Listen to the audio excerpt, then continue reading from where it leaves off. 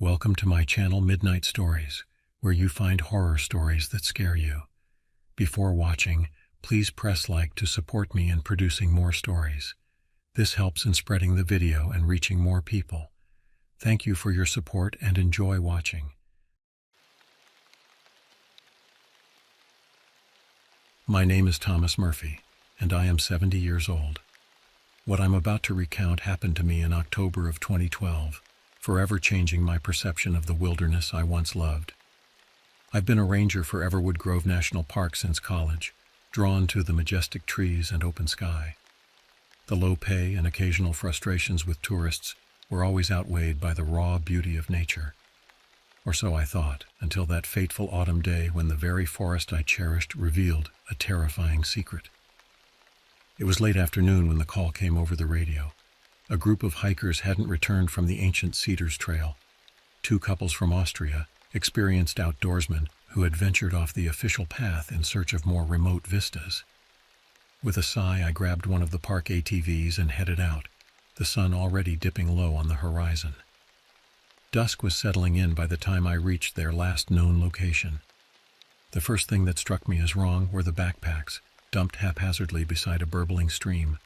Expensive cameras, supplies, everything you'd need for backcountry hiking, just lying there, abandoned.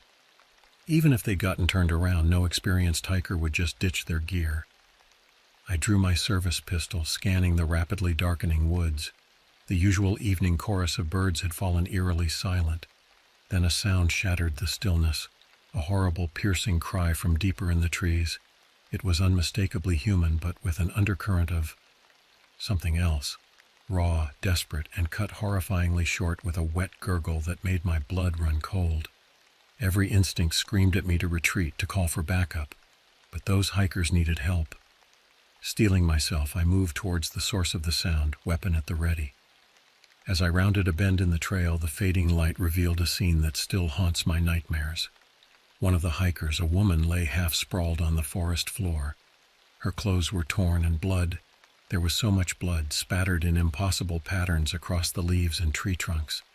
But I couldn't see any obvious wounds. It was as if she'd been ripped apart from the inside out. Before I could process the grotesque sight, movement caught my eye. The trees behind her rustled ominously, and out of the lengthening shadows stepped a bear. But no bear I'd ever encountered in my decades of rangering. This creature was massive, easily 8 feet tall when it reared up on its hind legs. But its size wasn't the most unsettling thing.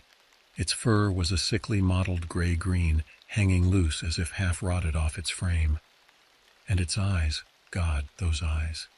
They were an unnatural yellow, with slitted pupils like a snake's, burning with an intelligence and hunger that had nothing to do with mere animal instinct.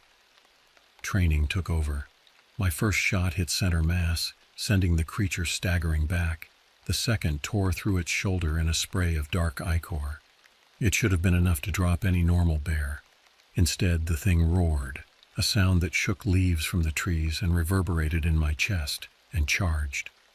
I emptied my entire clip into the monstrosity. Blood sprayed, chunks of fur and flesh blasted clear off in patches, but it didn't stop. It hurtled towards me, an unstoppable wall of muscle and rage. I ducked as it lunged overhead, the stench of its breath hot on my neck. It slammed into a massive tree trunk with enough force to crack the bark, and I whirled, fumbling for my backup weapon. My fingers slipped on the grip, and the gun tumbled into the damp leaves. In that split second of hesitation, the creature was on me again, a whirlwind of teeth and claws. I screamed as its paw slammed into my side. Pain exploded through me, followed by a weird sensation of my whole body being jerked sideways. With horror, I realized it had caught my gun belt, dragging me across the forest floor.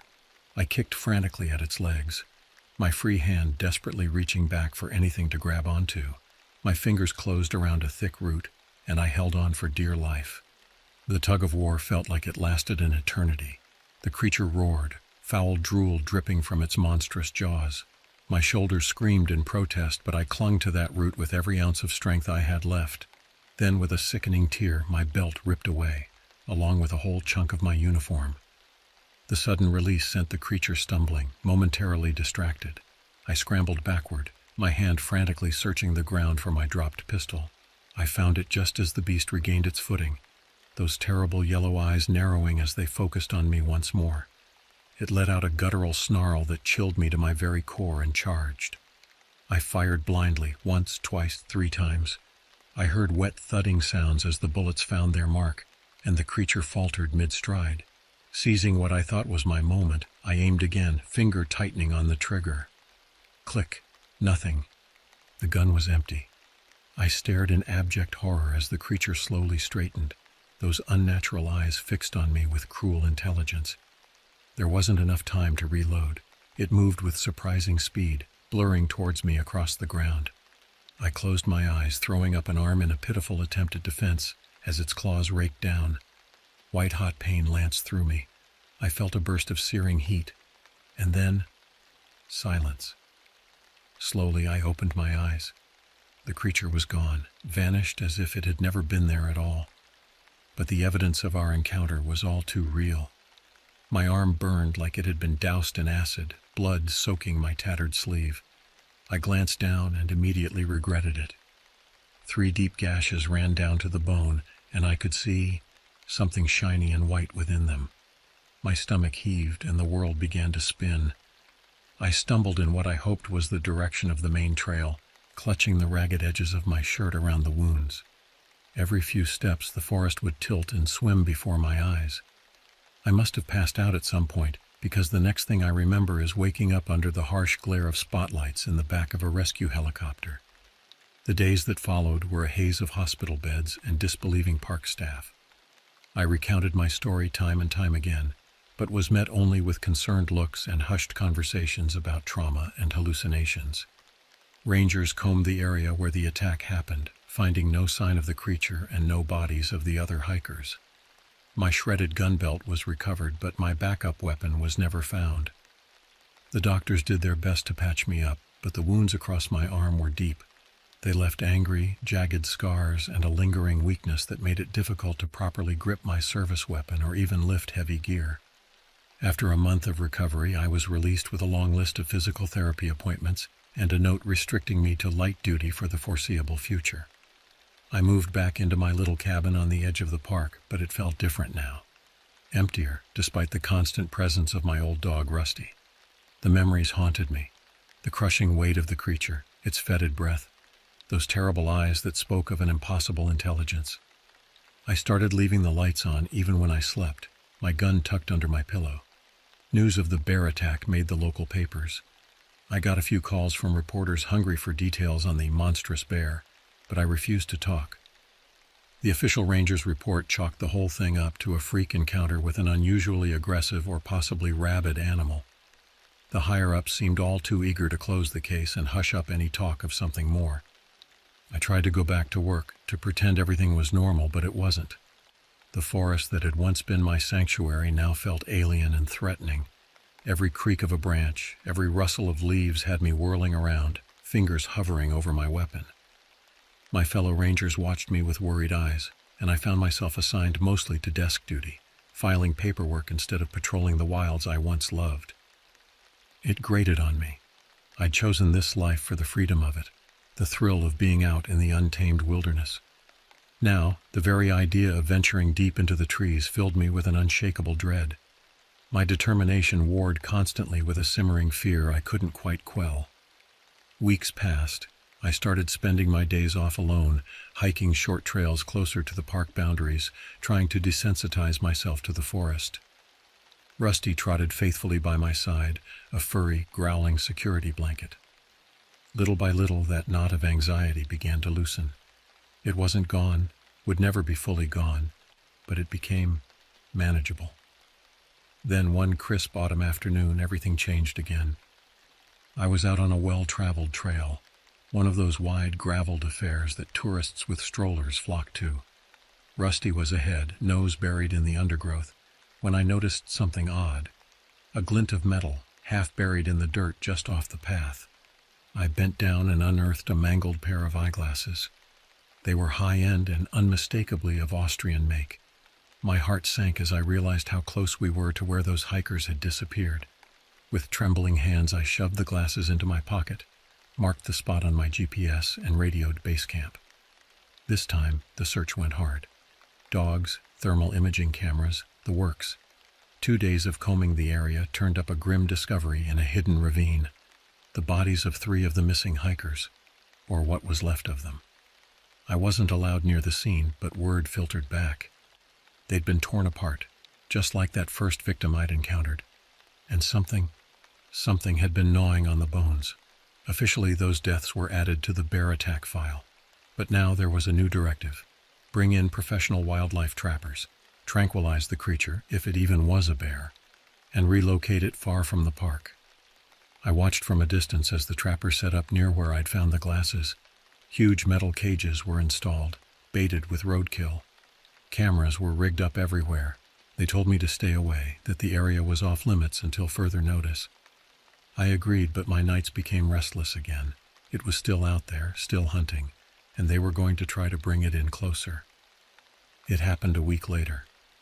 I was sitting in my cabin trying to ignore the heavy rain pounding on the roof when my phone buzzed with an emergency alert. The creature had taken the bait. It was in one of the cages, thrashing and raging, and the trappers were en route to sedate it. They wanted me there, the one with previous experience. I couldn't ignore the order, not after how those hikers' remains had been found. With a grim sense of determination, I got into my truck, Rusty whining nervously in the passenger seat. When I reached the site, it was chaos. Searchlights cut through the darkness and driving rain. Shouts carried on the howling wind. The metal cage looked dented, its bars visibly bent. Whatever was inside wasn't just big, it was monstrously strong. The trappers huddled nearby, rifles loaded with tranquilizer darts at the ready. Then, I saw it. A hulking shape emerged from the shadows, illuminated for a brief moment as it passed under a spotlight. Those impossibly long limbs, those glowing eyes. My stomach lurched, but I forced back the bile. I couldn't back down now. "Murphy, stay with the group," yelled one of the trappers. I ignored him, moving cautiously toward the cage. Rusty snarled beside me, hackles raised, straining at his leash. The creature smelled me, knew what I was. A low guttural growl emanated from the cage. I stopped a few feet away, raising my weapon. Not my service pistol this time. This was my father's old hunting rifle. More stopping power. "Get a clear shot ready," I yelled over the roaring wind. The trappers glanced at each other, hesitating. Then, as if sensing weakness, the creature lunged at the bars with a deafening clang. One of the men swore and fired a tranquilizer dart. It bounced harmlessly off the matted fur. The beast roared in fury and lunged again. Time seemed to slow. The metal bars shrieked and buckled. I saw the trappers' faces pale as they realized this cage wasn't going to hold for long. I took aim, squeezing the trigger. The gunshot echoed through the night. The creature staggered, and a low, choking sound emerged from its throat. I fired again and again. It slumped back, a dark mass heaving and twitching within the confines of the cage. The trappers finally came to their senses, swarming closer and firing dart after dart until the creature went limp. Silence fell, broken only by the drumming of the rain. I lowered the rifle, my hand shaking uncontrollably. I had done it, or so I thought. As I approached the cage, the creature's eyes snapped open, burning with malevolent fury. It had been playing dead. My shout of warning came too late. The weakened bars gave way with a final, mangled groan. The monster burst forth, a whirlwind of claws and teeth and impossible speed. It snatched one of the trappers. I heard a sickening crunch carried on the wind, and then vanished back into the darkness of the forest. The aftermath was a blur of panicked shouts, searchlights cutting wildly through the trees, and the frantic barking of tracking dogs let loose from their leashes. I stumbled back to my truck, shoving a whimpering Rusty inside. I had to get out of there, away from this cursed place. But where do you go when the monsters are real? When the refuge of the wilderness you once loved is forever tainted with blood and death? I left Everwood Grove that night and never returned as a ranger. The official report cited a tragic accident. A bear, driven mad by disease or territory encroachment, responsible for the deaths. The incident was quietly buried. The families of the victims placated with settlements and non-disclosure agreements. But I know the truth. I see those yellow eyes in my dreams, feel phantom pain in the scars that will never fully heal. I've moved far from the forest now, finding what peace I can in the stark openness of the desert. Sometimes, though, when the wind howls just right, I swear I can hear that unearthly roar. And I wonder, is it still out there? Lurking in the shadows of some quiet grove, waiting for unwary hikers to stumble into its domain? Or has it found new hunting grounds closer to the edges of civilization? All I know is this: the wilderness holds secrets darker and more ancient than we can imagine. And sometimes it's best to leave them undisturbed.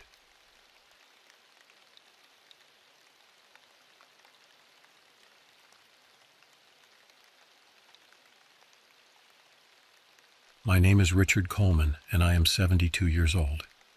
What I'm about to recount happened to me in September of 2016, but the nightmares it spawned have haunted me every night since.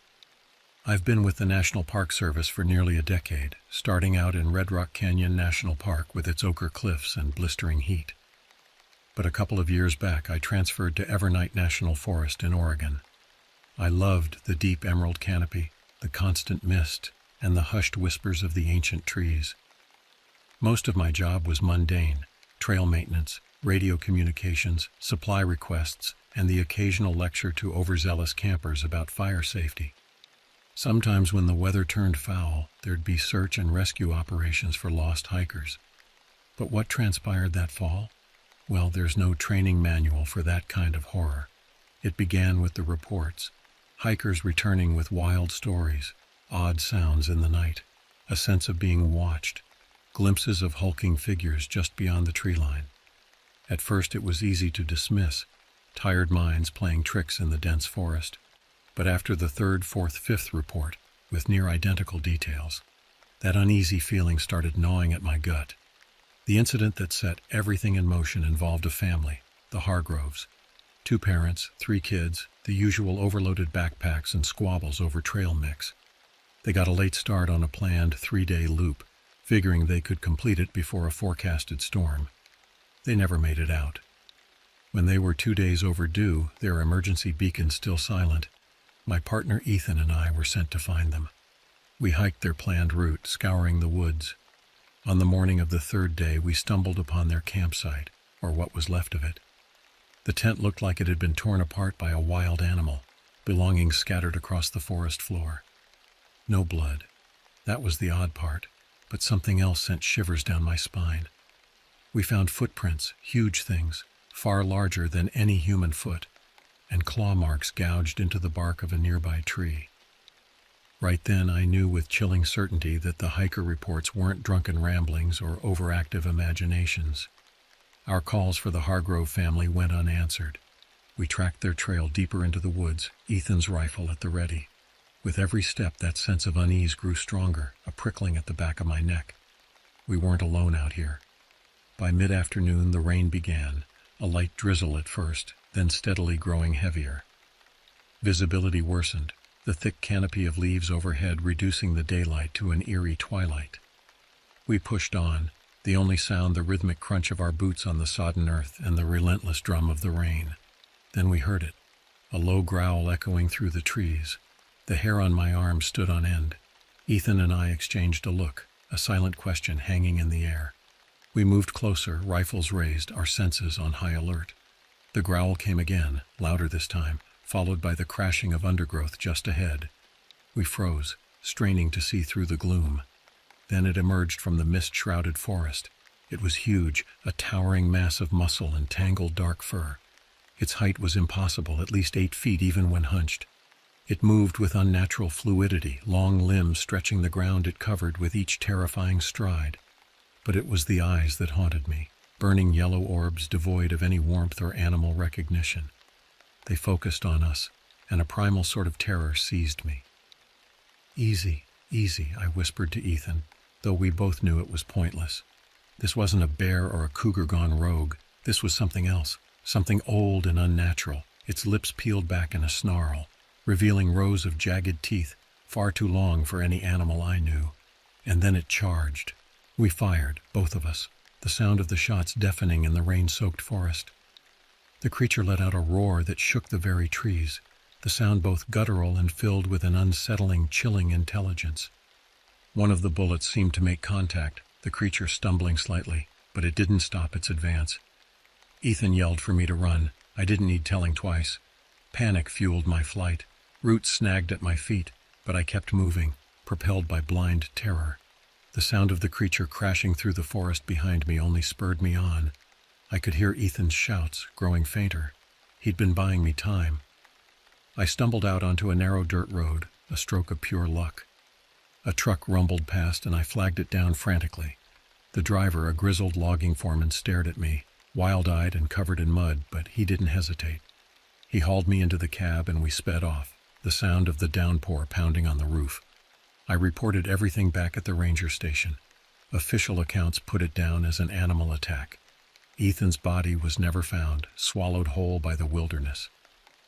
They offered me counseling, time off, but I just wanted back out there. It didn't make sense, I knew that.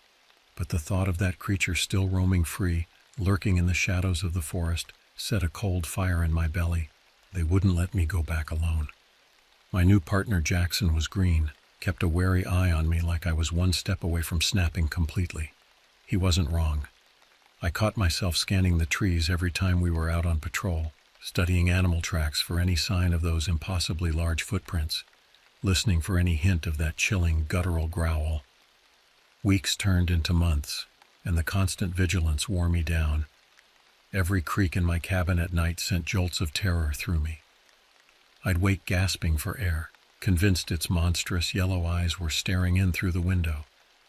Jackson noticed the change, the dark circles under my eyes, the way I flinched at every sudden sound. He was a good guy, trying his best within the confines of standard procedure. But we both knew there was no procedure for what we'd seen out there. Then came the whispers, carried on the wind by other hikers, hunters, and those who lived on the fringes of the forest. Sightings of a giant shadowy figure, reports of livestock being torn apart, and eerie howls piercing the night air. The official explanation remained: wild animal, likely a rogue bear.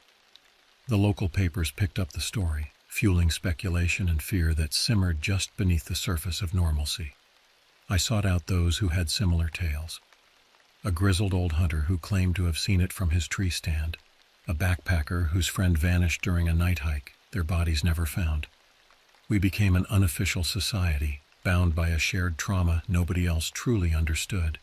We kept records, mapped sightings, pored over old folklore, desperate for any clue as to what we were up against.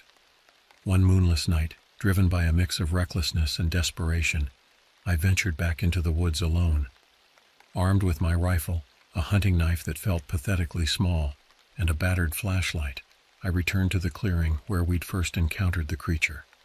The rain-washed ground showed no trace of the struggle, but the memory was burned into my mind with brutal clarity. "Richard, what the hell are you doing out here?" Jackson's voice cracked through the darkness, laced with an odd mix of anger and fear. He must have been following me. The thought brought a flicker of warmth amidst the gnawing tension. "Had to see it for myself," I said, keeping my voice steady. "Needed to be sure I wasn't going crazy." He didn't reply, but I heard him moving closer, the rustle of leaves under his boots. We stood there in silence, the air thick with unspoken understanding and the lurking presence of the forest. Then the growl, deep, rumbling, echoing through the trees. I spun, raising my rifle, but the darkness was impenetrable.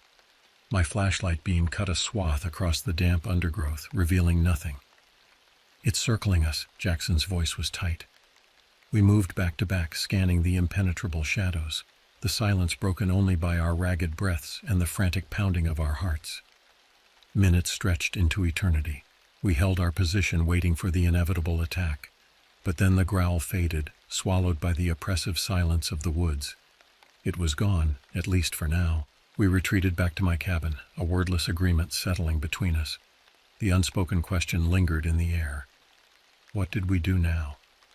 In the harsh light of my living room, surrounded by familiar objects and the normalcy I'd clung to, there were only two options: stay and fight or turn and run. We chose to fight. The next few weeks were a blur of planning, preparation, and defiance against the bureaucratic red tape that threatened to smother any action.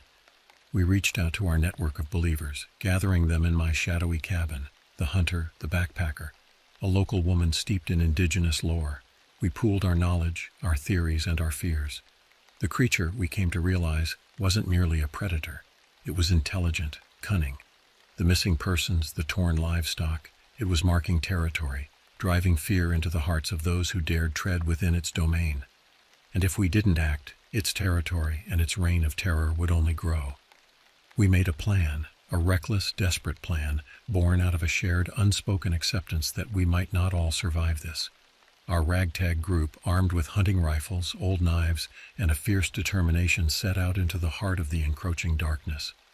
The forest felt different this time, not only alive but hostile, aware of our presence. We followed where the sightings led, where the creature had left its monstrous footprints and haunting growls. Each step was a calculated risk, each rustle of leaves a potential ambush. When it came, the encounter was both terrifying and anticlimactic. It emerged from the dense fog, its hulking form dwarfing us all. Its eyes gleamed with that same chilling light, fixing on us with what felt like malevolent intent. We fired. The shots rang out in the clearing, a staccato of defiance. The creature let out a roar that rattled the leaves, but it didn't fall. It lurched forward, a wounded, enraged beast, but also something more. There was a flicker in its eyes, something akin to surprise, perhaps even a tinge of fear. It turned then, not in retreat, but in a tactical maneuver I recognized from countless nature documentaries. It wasn't alone. Two more figures materialized from the mist, just as large, just as monstrous. That was our breaking point. Outnumbered and outgunned, we ran. The aftermath was swift and brutal. The park was closed indefinitely. Government agents descended, silencing witnesses, sanitizing accounts. Our group scattered, forced back into the shadows. We became the whispered legend, the crazy park rangers who saw monsters in the woods. Jackson vanished. Some say he left the country. Others swear they've seen him venturing back to the edge of the woods, eyes fixed on the tree line. I'm still here. My cabin feels less like a sanctuary and more like a cage within a vast encroaching wilderness. The creature, or creatures, haven't been seen in some time. The official word is that the threat is gone, but I know better. Sometimes at night, when the trees creak and groan in the wind, I think I hear the echo of that blood-curdling roar. I keep my rifle loaded, waiting, because in the darkest corners of the forest the boundary has shifted. We are no longer the undisputed apex predators, and the uneasy truce between man and nature has shattered, leaving an untamed, monstrous wilderness, and those who dare to walk its shadowed paths forever changed. As I sit here penning these words, I can't shake the feeling that I'm being watched. The shadows in the corner of my cabin seem to writhe and twist, taking on impossible forms. Is it my imagination, or do I see the glint of yellow eyes peering at me through the window? I know now that our encounter in the forest was just the beginning. Whatever lurks out there in the depths of Evernight National Forest is patient, ancient, and far more cunning than we ever imagined. It's biding its time, waiting for us to lower our guard, to forget the terror it instilled in our hearts. But I won't forget. I can't. The nightmares won't let me. To whoever reads this account, consider it a warning. The wilderness isn't just indifferent to our presence. In some places, it's actively hostile. There are corners of this world where humanity's dominion is nothing but a comforting illusion, easily shattered by the reality of what truly rules the dark. If you find yourself in Evernight National Forest, or any place where the trees grow too close and the shadows seem to move of their own accord, remember my story. And if you hear a growl that sends shivers down your spine and makes your primal instincts scream for you to run, don't hesitate. Because by the time you see those burning yellow eyes, it'll already be too late.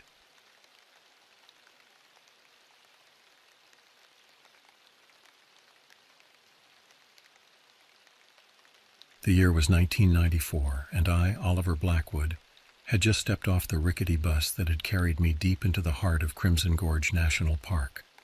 Fresh out of college with a degree in environmental science and a head full of idealistic notions, I was ready to make my mark on the world. Little did I know that the world, or at least this small, forgotten corner of it, was about to leave an indelible mark on me. Crimson Gorge wasn't exactly the stuff of postcards.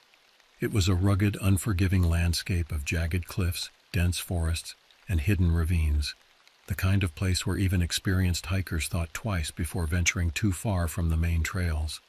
But to me it was beautiful, wild, untamed.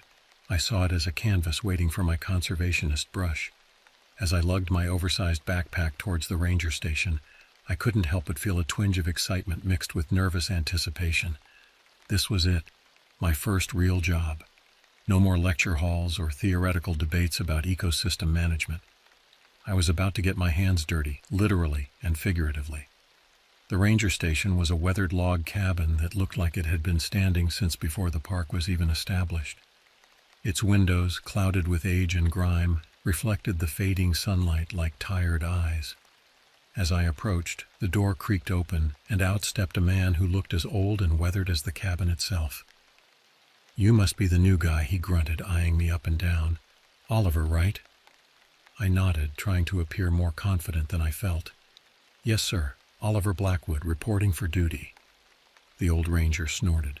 "Sir, do I look like a sir to you, boy? Name's Frank Hollister. I've been rangering these parts since before your daddy was in diapers, I reckon." Frank's leathery face crinkled into what I assumed was meant to be a smile, but looked more like a grimace. He gestured for me to follow him inside the station. The interior of the cabin was dim and musty, filled with outdated maps, faded wildlife posters, and the acrid smell of old coffee. Frank shuffled over to a cluttered desk and rummaged through a stack of papers. "Here's your assignment," he said, thrusting a folder into my hands. "You'll be stationed at Outpost 17. It's about 7 miles in, up near Raven's Peak, only accessible by the old fire road, and let me tell you, that road turns into a damn slip and slide after a good rain." I flipped through the folder, trying to absorb the information. Outpost 17 seemed to be one of the most remote stations in the park, responsible for patrolling a vast stretch of wilderness. "Your main job," Frank continued, "is to make sure the tourists don't do anything stupid. Keep them on the trails, away from the cliffs, and out of the mouths of bears. Simple enough, right?" I nodded, feeling a mix of excitement and trepidation. This was exactly the kind of challenge I had been hoping for. Frank's expression suddenly turned serious. "One more thing, kid. The wilderness, it ain't like the textbooks. It's got its own rules, its own way of doing things. You respect it, and maybe, just maybe, it'll respect you back. But you get cocky and—" He trailed off, his eyes distant, as if remembering something he'd rather forget. I swallowed hard, feeling a chill despite the stuffy warmth of the cabin. "I understand, sir. I mean, Frank. I'll be careful." He nodded, seemingly satisfied. "All right then, get your gear sorted. You head out at first light tomorrow." As I left the ranger station, the sun was dipping below the jagged horizon, painting the sky in hues of deep red that gave Crimson Gorge its name. The beauty of it took my breath away, but there was something else too, a feeling I couldn't quite shake. It was as if the encroaching darkness held secrets, whispers of things unseen and unknown. I shook off the feeling, chalking it up to first-day jitters. I was here to protect this wilderness, to be its guardian and steward. What could there possibly be to fear? Oh, how naive I was. How utterly, blissfully unaware of the horrors that awaited me in the depths of Crimson Gorge. But I'm getting ahead of myself. To understand the full weight of what happened that summer, you need to know it all, from the beginning. So let me take you back to that first night, as I lay in my temporary bunk, listening to the unfamiliar sounds of the forest, the hooting of owls, the rustling of nocturnal creatures, and underneath it all, a silence so profound it seemed to pulse with its own life. Little did I know that this silence was merely the calm before a storm of terror that would change me forever. The next morning dawned crisp and clear, the kind of day that makes you believe anything is possible. I loaded up the Park Service Jeep with my gear, said a quick goodbye to Frank, and set off down the fire road towards Outpost 17. The drive was an adventure in itself. The road, if you could call it that, was little more than a rough track cut through the wilderness. It wound its way up steep inclines, skirted perilous drop-offs, and crossed babbling streams on rickety wooden bridges that creaked ominously under the Jeep's weight. As I drove deeper into the park, the forest seemed to close in around me. The trees grew taller, their canopies blocking out much of the sunlight, creating a perpetual twilight on the forest floor. The air grew thick with the scent of pine and damp earth. It was nearly noon when I finally arrived at Outpost 17. The outpost turned out to be a small two-room cabin perched on the edge of a clearing. It wasn't much to look at: weathered logs, a slightly sagging roof, and windows that had seen better days. But to me, it was perfect. This would be my home for the next few months, my base of operations as I worked to protect this slice of wilderness. I spent the rest of the day settling in, unpacking my gear, and familiarizing myself with the equipment left by the previous ranger. There was a powerful radio for communicating with the main station, emergency supplies, and a well-worn trail guide that detailed the various hiking routes in my patrol area. As evening approached, I decided to take a short hike to get a feel for the terrain. The main trail led from my cabin down to Raven's Creek, a fast-moving stream that cut through the heart of my patrol zone. The hike was invigorating, the forest alive with the sounds of birds and the rustle of small animals in the underbrush. I reached the creek just as the sun was beginning to set. The water gurgled and splashed over smooth river rocks, creating a soothing symphony. I sat on a large boulder, letting the peace of the moment wash over me. This, I thought, was why I had chosen this career: to be surrounded by such raw, untamed beauty, to play a part in preserving it for future generations.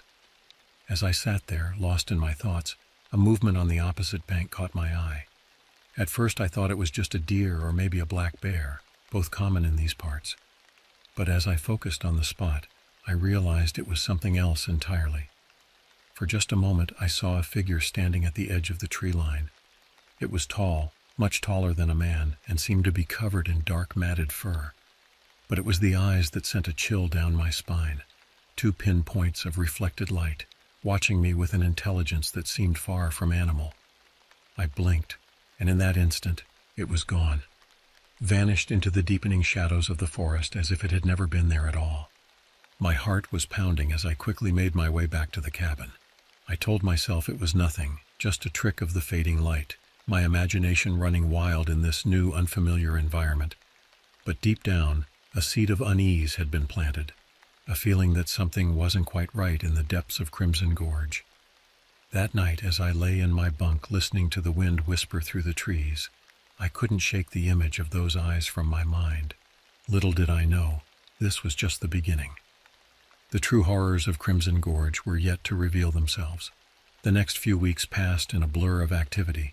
I settled into a routine, patrolling the trails, assisting hikers, and keeping an eye out for any signs of trouble. The work was demanding but rewarding. Each day brought new challenges and experiences, from helping lost campers find their way back to the main trails to relocating a particularly stubborn black bear that had developed a taste for unattended picnic baskets. I tried to put the incident at the creek out of my mind, chalking it up to an overactive imagination and the natural disorientation of being in a new place. But every now and then, especially in the quiet hours of the night, I'd find myself thinking about those eyes in the darkness, and a chill would run down my spine. It was about a month into my stay at Outpost 17 when the first real trouble started. I was in the middle of my morning radio check-in with the main station when Frank's voice crackled over the airwaves, sounding more serious than I'd ever heard him. "Oliver, we've got a situation. 2 hikers, Mark and Emily Chen, checked in for a 3-day trek along the Crimson Ridge Trail. They were due back yesterday but never showed. Their car's still in the parking lot. I need you to start a search of your sector." My stomach tightened. This was what I'd trained for, but the reality of it was far more nerve-wracking than any simulation. "Understood, Frank. I'm on it. Any other details I should know?" "Just that they're experienced hikers, not the type to get lost easily. Keep your eyes peeled for anything unusual. And Oliver, be careful out there." There was something in Frank's tone that sent another chill through me. It was as if he knew something he wasn't telling me, some dark secret about the park that he was holding back. I gathered my search and rescue gear and set out along the Crimson Ridge Trail. The trail was challenging, winding its way along steep cliffs and through dense patches of old-growth forest. As I hiked, calling out for Mark and Emily every few minutes, I couldn't shake the feeling that I was being watched. Several hours into the search, I came across their campsite. It was in a small clearing not far from the trail. At first glance, everything seemed normal: a tent, a cold fire pit, backpacks leaning against a tree. But as I got closer, I realized something was very wrong. The tent had been torn open from the outside, great claw marks rending the fabric as if it were tissue paper. The backpacks were in tatters, their contents strewn about the clearing. And there, on the edge of the campsite, I saw something that made my blood run cold. Footprints, but not human footprints, and not like any animal tracks I'd ever seen. They were huge, easily twice the size of my own foot, with long curved claw marks at the end of each toe. They led from the forest to the campsite, circled the destroyed tent, and then disappeared back into the undergrowth. My hands shook as I radioed back to Frank. I found the campsite," I stammered. "Frank, something attacked them, something big." There was a long pause before Frank responded, his voice grim. "Get out of there, Oliver, now. Come on back to the station, we need to talk." I didn't need to be told twice. As I hurried back down the trail, my mind raced with possibilities. A bear? No, the tracks were all wrong for that. A mountain lion? Again, not even close. Whatever had done this was something I'd never encountered before, something that shouldn't exist in these woods or anywhere else. As I drove back to the main station, the forest seemed to press in around me, darker and more menacing than ever before. The beauty I had admired just that morning now seemed like a mask, hiding something ancient and malevolent beneath its surface. I arrived at the station just as the sun was setting, painting the sky in shades of blood red. Frank was waiting for me on the porch, his face etched with worry and something else, fear. "Come on inside, kid," he said, his voice heavy. "There's something you need to know about Crimson Gorge, something we don't tell the tourists or even most of the rangers. But after what you've seen today, well, you deserve to know the truth." As I followed Frank into the station, I couldn't shake the feeling that I was crossing a threshold, that once I heard what he had to say, there would be no going back. The horrors of Crimson Gorge were about to be revealed, and my life would never be the same. The interior of the ranger station felt different now, oppressive and filled with unspoken dread. Frank motioned for me to sit down as he locked the door behind us. He moved to a cabinet in the corner, unlocked it with a key he wore around his neck, and pulled out a dusty old bottle of whiskey and 2 glasses. "You're gonna need this," he said, pouring a generous amount into each glass. He handed one to me and downed his in a single gulp before refilling it. I sipped at mine, the burn of the alcohol doing little to calm my nerves. Frank settled into the chair across from me, his eyes distant, lost in memories I couldn't begin to imagine. "Crimson Gorge has been my home for over 40 years, he began, his voice low and gravelly. "I've seen things in these woods that would turn your hair white, things that don't belong in this world, let alone in a national park." He leaned forward, his eyes locking onto mine. "What I'm about to tell you doesn't leave this room, understand? As far as the outside world is concerned, Crimson Gorge is just another wilderness area with its share of normal dangers, bears, cougars, the occasional lost hiker. But the truth is far worse." I nodded, unable to speak, my throat dry despite the whiskey. Frank took a deep breath and continued. "It started back in the 50s. The park had just been established and they sent in survey teams to map out the area. One of those teams went into a part of the gorge we now call the Dead Zone. 5 men went in. Only one came out, and he was changed, babbling about creatures in the shadows, things with too many legs and eyes that glowed in the dark." He paused, taking another swig of whiskey. "They wrote it off as exposure, dehydration, maybe some kind of toxic fungus. But then it happened again and again. Over the years, we've lost dozens of people to whatever's out there, hikers, campers, even a few rangers." My mind was reeling. This couldn't be real. It had to be some kind of elaborate hazing ritual for new rangers. But the look in Frank's eyes, the tremble in his weathered hands as he poured another drink, this was no joke. What are they?" I managed to ask. Frank shook his head. "We don't know, not really. Some say they're some kind of undiscovered species, holdovers from a prehistoric age. Others think they're something not natural, not from this world." He shuddered visibly. "All we know is that they're intelligent, they're strong, and they're hungry." He stood up abruptly, moving to a large map of the park pinned to the wall. "We've managed to identify some of their hunting grounds, areas where the disappearances are most common. We steer visitors away from these spots, close trails when we have to. But sometimes, like with your missing hikers, they venture out further. I thought back to the destroyed campsite, the massive inhuman footprints. Is there any hope for the Chens? Frank's silence was answer enough. When he finally spoke, his voice was heavy with resignation. We'll send out a search party tomorrow, make it look good for the reports. But between you and me, those poor folks are already gone. The weight of this knowledge settled over me like a shroud. Everything I thought I knew about my job, about this park, had been turned upside down in the span of an hour. The next morning dawned gray and misty, as if the park itself was in mourning for the missing Chens. I met Frank and a small group of other rangers at the trailhead, our faces grim with the knowledge of what we were likely to find, or rather what we wouldn't find. As we hiked deeper into the forest, I couldn't shake the feeling of being watched. Every rustle in the undergrowth, every snap of a twig underfoot made me flinch. The other rangers seemed equally on edge, their eyes darting from shadow to shadow, hands never straying far from their sidearms. We reached the Chen's campsite by midday. The scene was much as I had left it, but somehow even more eerie in the flat gray light.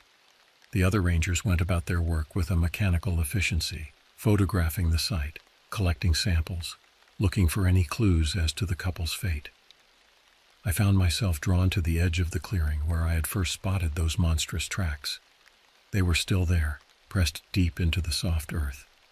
As I crouched down to examine them more closely, I noticed something I had missed before. A faint, oily sheen in the depths of the prints, giving off a subtle, sickly sweet odor. "Don't touch it," Frank's voice came from behind me, making me jump. "That residue, it's toxic, causes hallucinations among other things."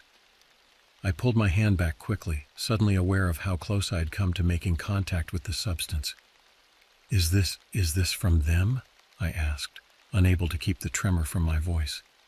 Frank nodded grimly. "It's how they mark their territory, how they communicate with each other, and how they lure in their prey." The implications of his words sent a chill down my spine. These weren't just animals acting on instinct. These were intelligent predators with complex behaviors and hunting strategies. Our search continued until dusk, but as Frank had predicted, we found no trace of the Chens beyond their ruined campsite. As we made our way back to the trailhead, the shadows seemed to grow longer, deeper, more menacing with each step. That night, back in my cabin at Outpost 17, I lay awake for hours, jumping at every sound from the forest outside. The horrors I had learned about, the reality of what lurked in the depths of Crimson Gorge, had shattered my perception of this place I had come to love. But little did I know my true test was yet to come. Weeks passed, and life in Crimson Gorge settled into an uneasy routine. We went about our duties, maintaining trails, assisting visitors, conducting patrols, but always with one eye on the shadows, always alert for signs of the unspeakable horrors that lurked in the park's darkest corners. It was on one such routine patrol that my world changed forever. I was checking a remote trail near Raven's Peak, an area Frank had warned me was dangerously close to one of the creature's known hunting grounds. The day was overcast, a light drizzle turning the forest floor slick and treacherous. As I rounded a bend in the trail, I came to an abrupt halt. There, not 20 yards ahead of me, stood something that defied description. It was tall, easily 8 feet or more, with a body that seemed to shift and writhe even as it stood still. Its skin, if you could call it that, was a mottled gray-green, glistening with the same oily substance I had seen in the footprints. But it was the creature's face that seared itself into my memory. A nightmarish blend of insect and reptile, with far too many eyes, all fixed unblinkingly upon me. A mouth filled with row upon row of needle-sharp teeth parted in what I can only describe as a grin. I stood frozen, my mind unable to process what I was seeing. The creature took a step forward, its movement unnaturally fluid. In that moment my paralysis broke, and I did the only thing I could. I ran. I tore through the forest, branches whipping at my face, roots threatening to trip me with every step. Behind me I could hear the creature in pursuit, moving with a speed that seemed impossible for its size. Its rasping breath and the cracking of undergrowth spurred me on, terror lending wings to my feet. I don't know how long I ran or even in what direction. My world had narrowed to the pounding of my heart, the burning in my lungs, and the primal need to escape. When I finally burst out of the tree line into a small clearing, I realized with a jolt of horror that I recognized where I was. I had run in a circle, ending up back near my cabin. As I sprinted towards the relative safety of Outpost 17, I risked a glance over my shoulder. The creature was there at the edge of the clearing, but it had stopped. It stood watching me, those multitude of eyes gleaming with an intelligence that chilled me to my core. I slammed the cabin door behind me, my hands shaking so badly I could barely work the locks. For hours I huddled in the corner, my rifle clutched to my chest, waiting for the inevitable attack. But it never came. When dawn finally broke, I peered out the window to find the clearing empty. But there, in the soft earth before my cabin, was a single, massive footprint, a reminder and a warning.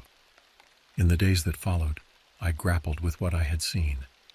Part of me wanted to flee, to leave Crimson Gorge and its horrors far behind. But a deeper part, a part I hadn't known existed until that moment, knew I couldn't abandon this place. I thought of the visitors who came to Crimson Gorge, blissfully unaware of the dangers that lurked in its shadows. I thought of my fellow rangers, standing as the thin line between those horrors and the unsuspecting world beyond. And I knew what I had to do. I radioed Frank and told him everything. To his credit, he listened without interruption, his silence speaking volumes. When I finished, he let out a long, weary sigh. "You've seen them now," he said, his voice heavy with a mixture of resignation and respect. "There's no going back from that. The question is, what are you going to do about it?" I took a deep breath, steeling myself for the words I was about to say. "I'm staying, Frank. These things, whatever they are, someone has to stand against them. Someone has to protect people from them. If not us, then who?" There was a long pause on the other end of the radio. When Frank spoke again, I could hear the pride in his voice.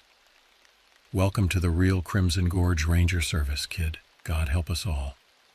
In the months and years that followed, I came to understand the true nature of my job. We weren't just protectors of the wilderness. We were guardians against forces beyond human understanding. We patrolled the boundaries between our world and something older, darker, infinitely more terrifying. There were more encounters, more losses, nights spent huddled in cabins or fire towers, listening to inhuman cries echoing through the valleys. Days spent fabricating stories to explain away the inexplicable, to maintain the illusion of normalcy for the sake of the public and our own sanity.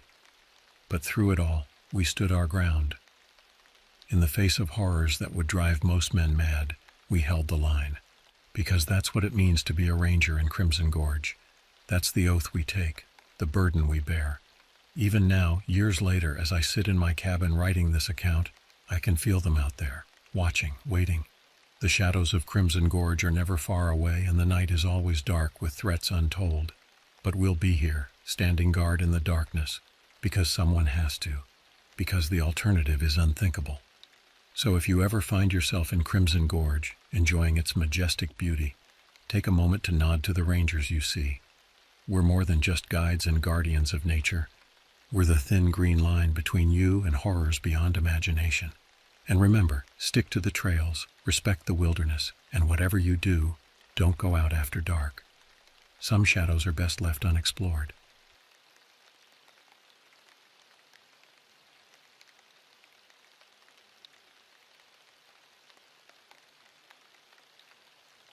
I never thought my life would turn into a horror story. Then again, I never thought I'd trade my stable accounting job for a life on the road either. But here I am, Jason Fletcher, former number cruncher turned full-time nomad, recounting the most terrifying experience of my life. It all started innocently enough. After years of staring at spreadsheets under fluorescent lights, I decided to break free. I bought a modest RV, lovingly dubbed Gertrude, and set out to explore the country.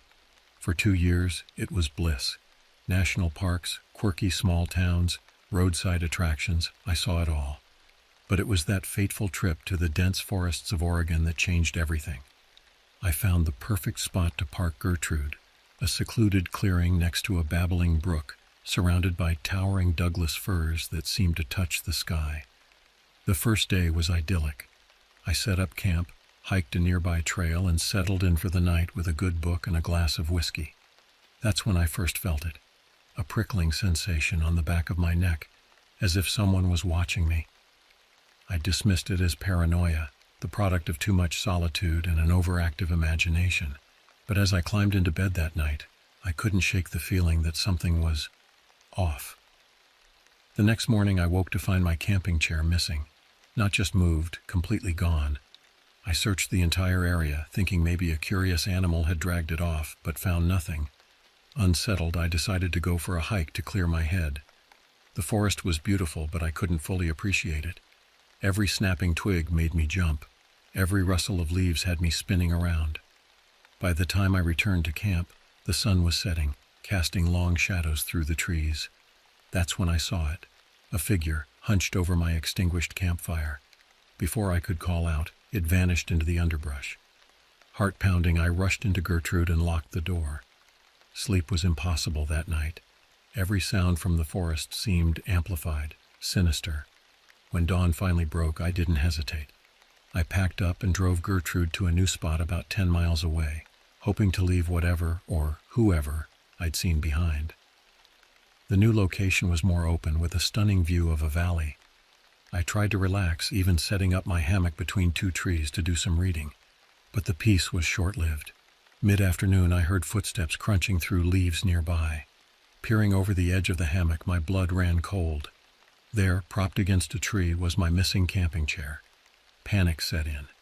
This was no coincidence, no simple misunderstanding. Someone was toying with me, following me. I abandoned the hammock, threw my belongings into Gertrude, and took off down the forest road, desperately seeking civilization. But the deeper I drove, the narrower the roads became.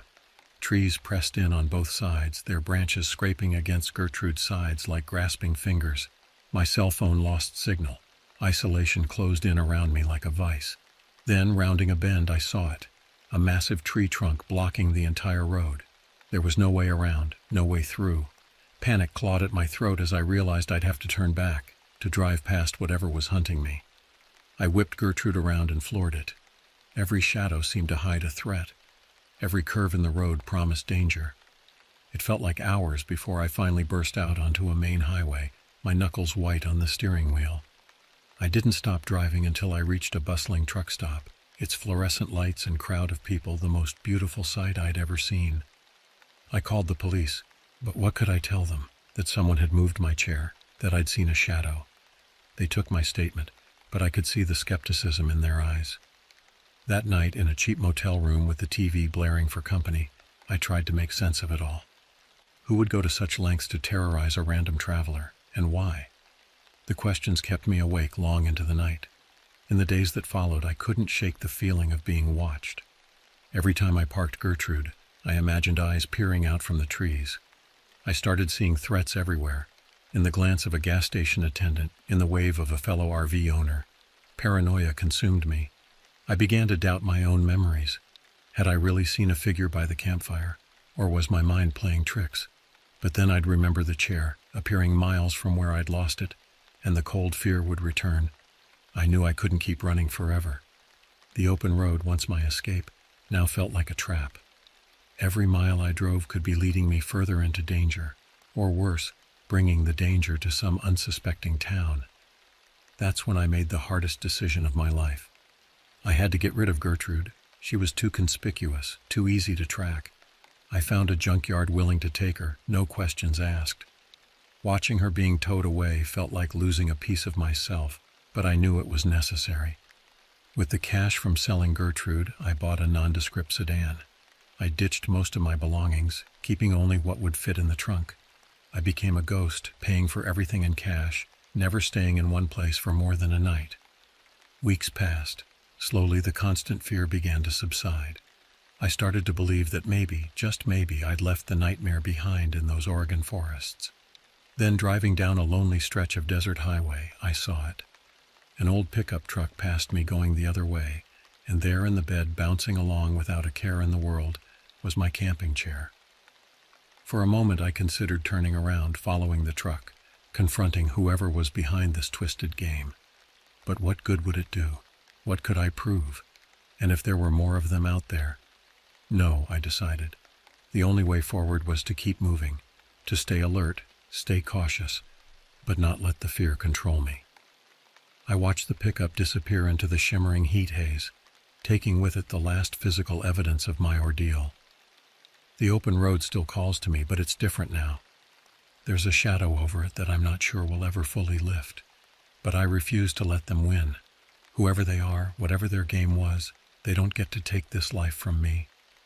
So I keep driving, eyes on the road, always scanning the rearview mirror, and I never ever stop moving forward. Because out here, in the vast expanse of America's highways and byways, you never know who or what might be right behind you. The desert stretched endlessly before me, a shimmering mirage of heat and dust. I'd been driving for hours, the monotony of the landscape broken only by the occasional cactus or weather-beaten road sign. My hands ached from gripping the steering wheel, knuckles white with tension. It had been 3 days since I'd seen my camping chair in the back of that pickup truck. 3 days of constantly looking over my shoulder, of jumping at every shadow. Sleep came in fitful bursts, always in the car, never for more than an hour or two at a time. I was exhausted, both physically and mentally, but the fear of stopping for too long kept me moving. As the sun began to set, painting the sky in hues of orange and purple, I spotted a small gas station on the horizon. My fuel gauge was hovering dangerously close to empty, and my stomach growled in protest of the meager snacks I'd been subsisting on. I had to stop. The neon open sign flickered weakly as I pulled up to the pump. The station looked like it had seen better days, paint peeling, one of the pumps covered in a tattered, out-of-order sign. A bell chimed as I pushed open the door to the small convenience store attached to the station. The clerk, an older man with a scraggly gray beard, barely looked up from his newspaper as I entered. I grabbed a few bottles of water, some energy bars, and a bag of beef jerky before approaching the counter. "That'll be $23.50, the clerk drawled, finally meeting my gaze. His eyes narrowed slightly. "You all right, son?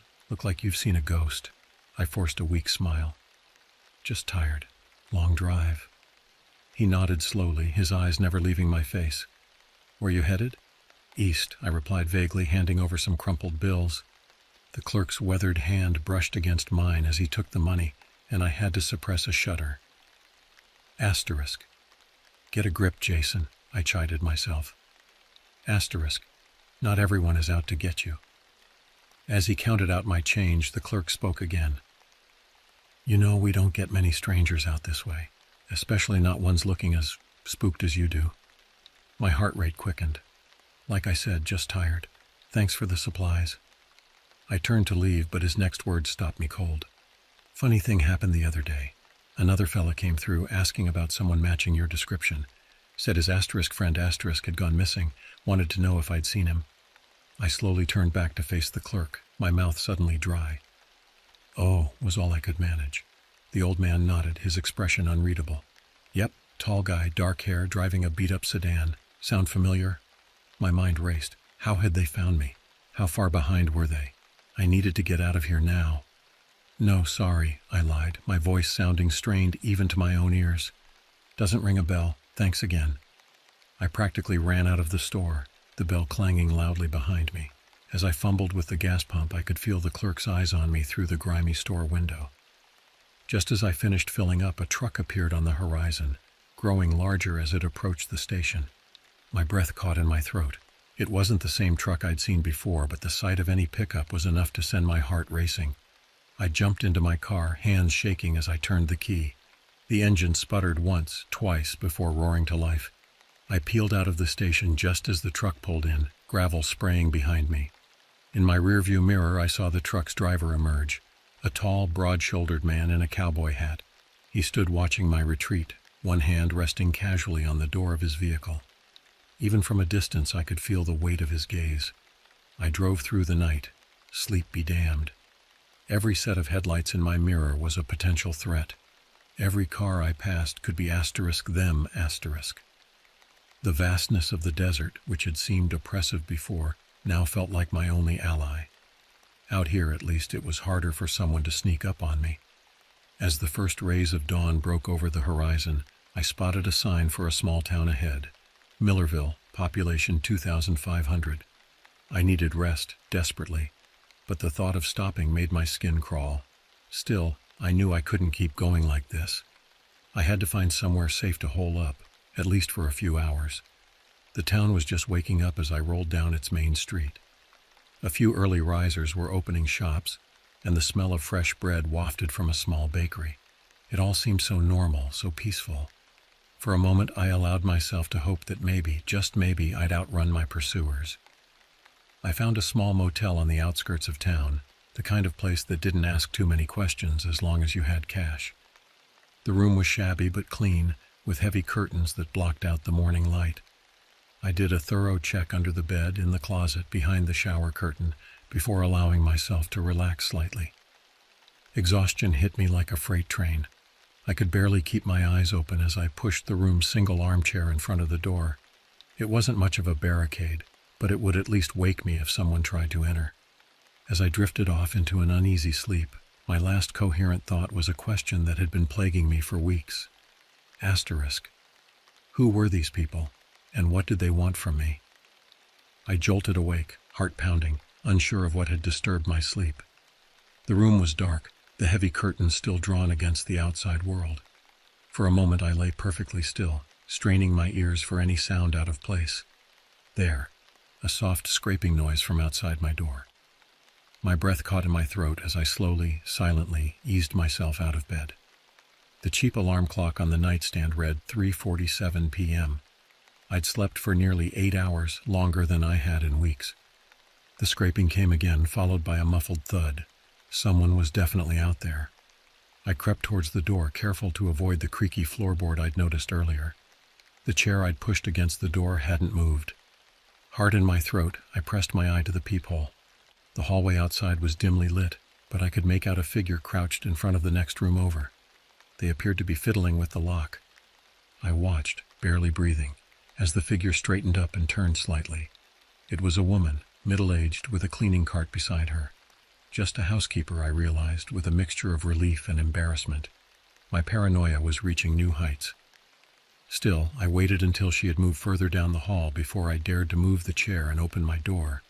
The coast clear, I quickly made my way to the motel office to check out. I needed to get back on the road. As I handed over my room key, the clerk, a bored-looking teenager, barely glanced up from his phone. "Hope you enjoyed your stay, Mr. Fletcher." I froze. I hadn't given my real name when I checked in. The clerk seemed to sense my sudden tension. He looked up, brow furrowed. "Everything okay, sir?" I didn't give you my name," I managed to stammer out. Now the kid looked genuinely confused. "Yes, you did. It's right here on the registration card. Jason Fletcher, paid cash for one night." My mind reeled. Had I been so exhausted that I'd forgotten using my real name, or was something more sinister at play? "Right, of course," I muttered, trying to keep my voice steady. "Sorry, I'm still a bit groggy." I practically ran to my car, throwing my meager belongings into the back seat. As I peeled out of the parking lot, I caught sight of the housekeeper watching me from an upstairs window. Was that just innocent curiosity on her face, or something more? Back on the highway, I tried to make sense of what had happened. Had I really used my real name? The lack of sleep, the constant stress. It was entirely possible I'd made a mistake. But a nagging doubt persisted. What if they had somehow gotten there first, set this all up?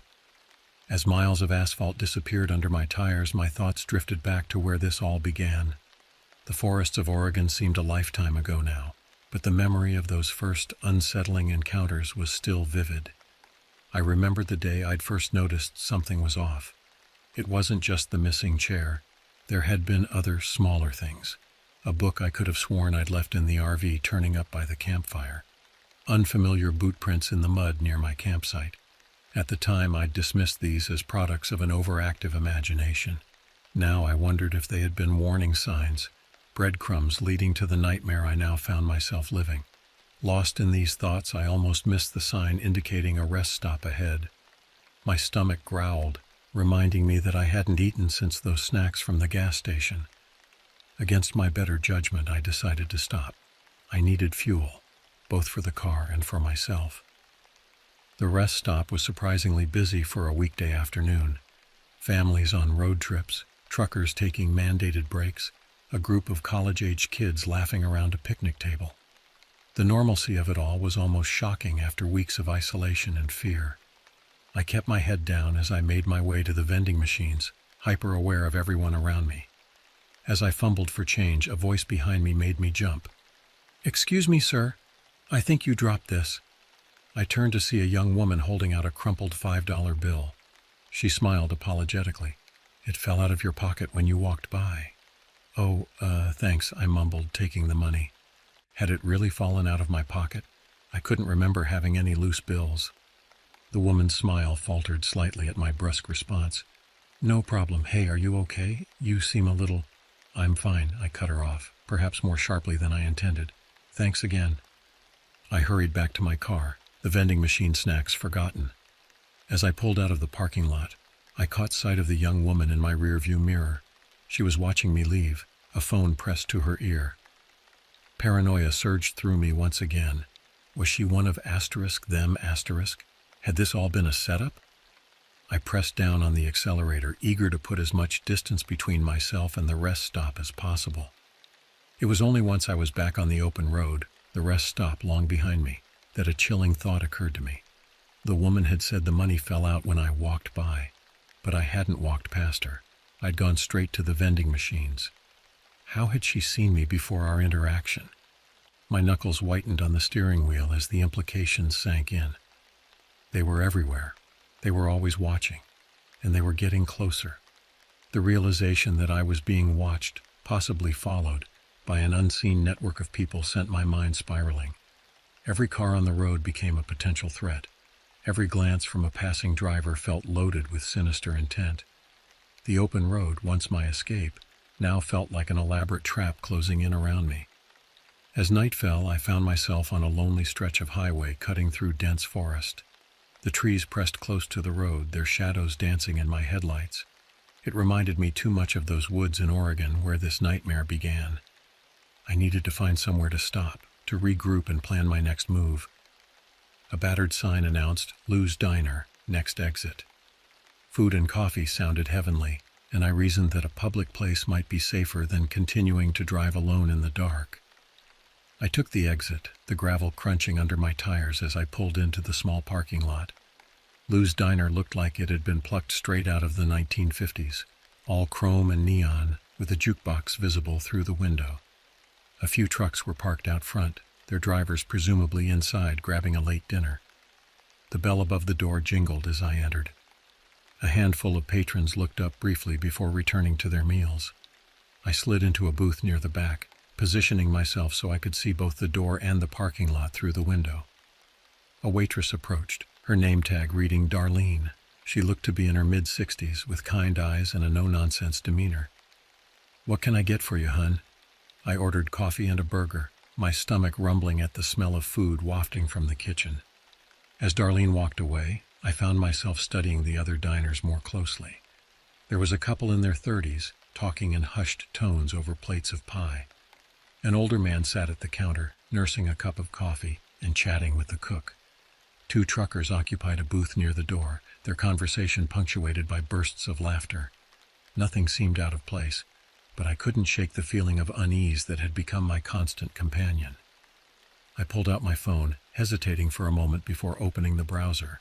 I hadn't dared to look myself up online since this all began, afraid of what I might find or who might be able to track my searches. With shaking fingers, I typed in my name, Jason Fletcher. The results made my blood run cold. The top hit was a missing persons report, filed in Oregon just days after I'd fled the campsite. My photo stared back at me, alongside details of my last known whereabouts. The report had been filed by my former employer, stating that I had failed to return from vacation and that family and friends are concerned for his well-being. I scrolled further, finding social media posts from people I knew or thought I knew, expressing worry about my disappearance. There were news articles speculating about what might have happened to me, some even hinting at foul play. The world tilted sideways as the implications hit me. To everyone I knew, to the authorities, I wasn't running from something. I was a missing person, a victim. But a victim of what? And if I wasn't the one behind my own disappearance, then who was? Here you go, sweetie. Darlene's voice jolted me back to reality as she set down my burger and refilled my coffee cup. She paused, concern etching her features. You all right there? You look like you've seen a ghost. I forced a weak smile. Just tired. Long drive. She nodded sympathetically. Well, you eat up and get some rest. It's not safe to drive when you're exhausted. As she walked away, my gaze fell on a missing poster tacked to the diner's bulletin board. It wasn't me, just a local teenager who had apparently run away from home, but it sent a chill down my spine nonetheless. I ate quickly, keeping one eye on the door and the other on my fellow diners. The couple left hand in hand. One of the truckers headed to the restroom. The man at the counter ordered another coffee. Just as I was finishing my meal, the bell above the door jingled again. A man entered, tall, broad-shouldered, wearing a cowboy hat that shadowed his face. My heart leapt into my throat. It was him, the man from the gas station, the one who had watched me drive away. He scanned the diner slowly before making his way to the counter. I slouched down in my booth, praying he hadn't noticed me. Darlene approached him with a smile. Evening, Sheriff. The usual? Sheriff. The word echoed in my head. This man wasn't just some random pursuer, he was law enforcement. The missing persons report flashed through my mind. Was he looking for me as a victim or as a suspect? I had to get out of here, now. I left some crumpled bills on the table and slid out of the booth, keeping my head down. My heart pounded in my ears as I made my way to the door, painfully aware of the sheriff's presence just a few feet away. The bell above the door had barely finished jingling when I heard a voice behind me. Excuse me, sir? I froze, one hand on the door. Slowly, I turned to face the sheriff, who was now standing, his eyes fixed on me. You wouldn't happen to be Jason Fletcher, would you? He asked, his voice surprisingly gentle. For a moment, I considered making a run for it, but something in the sheriff's demeanor made me hesitate. He didn't look threatening. If anything, he looked concerned. Yes, that's me, I admitted, my voice barely above a whisper. The sheriff nodded, relief evident on his face. I'm Sheriff Tom Hawkins. A lot of people have been worried about you, son. Why don't we sit down and talk? The next few hours were a blur. Sheriff Hawkins listened patiently as I poured out my story. The strange occurrences in Oregon, the feeling of being watched, the chase across the country. To my surprise, he didn't dismiss my fears or treat me like I was crazy. I've seen some strange things in my time, he said, refilling my coffee cup. And I've learned not to discount a man's instincts. But let's look at this logically. You say you felt watched in Oregon. When exactly did that start? I thought back, trying to pinpoint the first moment of unease. It was after I posted some photos of my campsite on social media. I remember because a lot of people commented on how beautiful and secluded it looked. The sheriff's eyes narrowed. And you gave the exact location? Yeah, I guess I did, I admitted, feeling foolish. I was trying to build a following for my travel blog. Sheriff Hawkins nodded thoughtfully. That might explain how they found you initially. But the rest of it, the missing chair, the figure by the fire, that's not just internet stalkers. He pulled out a small notebook and began jotting things down. Have you ever heard of the Sentinel Syndicate? I shook my head, confused by the sudden change in topic. They're a group that's been on our radar for a while now, the sheriff explained. They target solo travelers, people who won't be missed right away. Their MO is psychological manipulation, making their victims think they're going crazy before moving in. A chill ran down my spine. But why? What do they want? That's the million-dollar question, Sheriff Hawkins sighed. From what we've pieced together, it's some kind of sick game to them. They get off on the power, on watching their victims unravel. The pieces started falling into place. The subtle manipulations, the constant feeling of being watched. But one thing still didn't make sense. If they're so secretive, how do you know about them? I asked. The sheriff's expression darkened. Because my daughter was one of their victims. She disappeared on a solo camping trip 3 years ago. We found her 6 months later, but she was never the same. The things they did to her mind. He trailed off, lost in painful memories. When he spoke again, his voice was filled with determination. That's why I've made it my mission to stop them. And you, Jason, might be the key to finally bringing them down. Over the next few days, I worked closely with Sheriff Hawkins and a small team of trusted officers. We pored over my travel logs, identifying potential syndicate members and safe houses. The sheriff's theory was that they had been hurting me, subtly manipulating my route to lead me to a specific location. They like to play with their food before they eat it, he explained grimly. But that's going to be their downfall. We're going to use their own game against them. The plan was risky. I would continue my journey, appearing to be still running scared. But this time I would be wired, every interaction recorded. We identified a likely target, an isolated cabin rental in the mountains of Colorado, the kind of place a paranoid fugitive might hole up. As I prepared to leave, Sheriff Hawkins pulled me aside. "You sure you're up for this, son? No one would blame you for walking away now." I thought about all the miles I'd driven in fear, all the nights I'd lain awake wondering if I was losing my mind. I thought about the sheriff's daughter and all the other victims who hadn't been as lucky as me. "I'm sure," I said firmly. "Let's end this." The drive to Colorado was tense. Every car that stayed behind me too long, every friendly wave from a passing driver sent my heart racing. But this time the fear was tinged with purpose. I arrived at the cabin as the sun was setting, casting long shadows across the pine-covered landscape. It was beautiful in a lonely sort of way. As I unpacked my meager belongings, I couldn't shake the feeling that I was being watched. "That's the point, asterisk," I reminded myself. Asterisk. Let them think they've won, asterisk. Days passed. I made a show of fortifying the cabin, setting up makeshift alarms, always looking over my shoulder. All the while, the hidden cameras Sheriff Hawkins had provided recorded everything.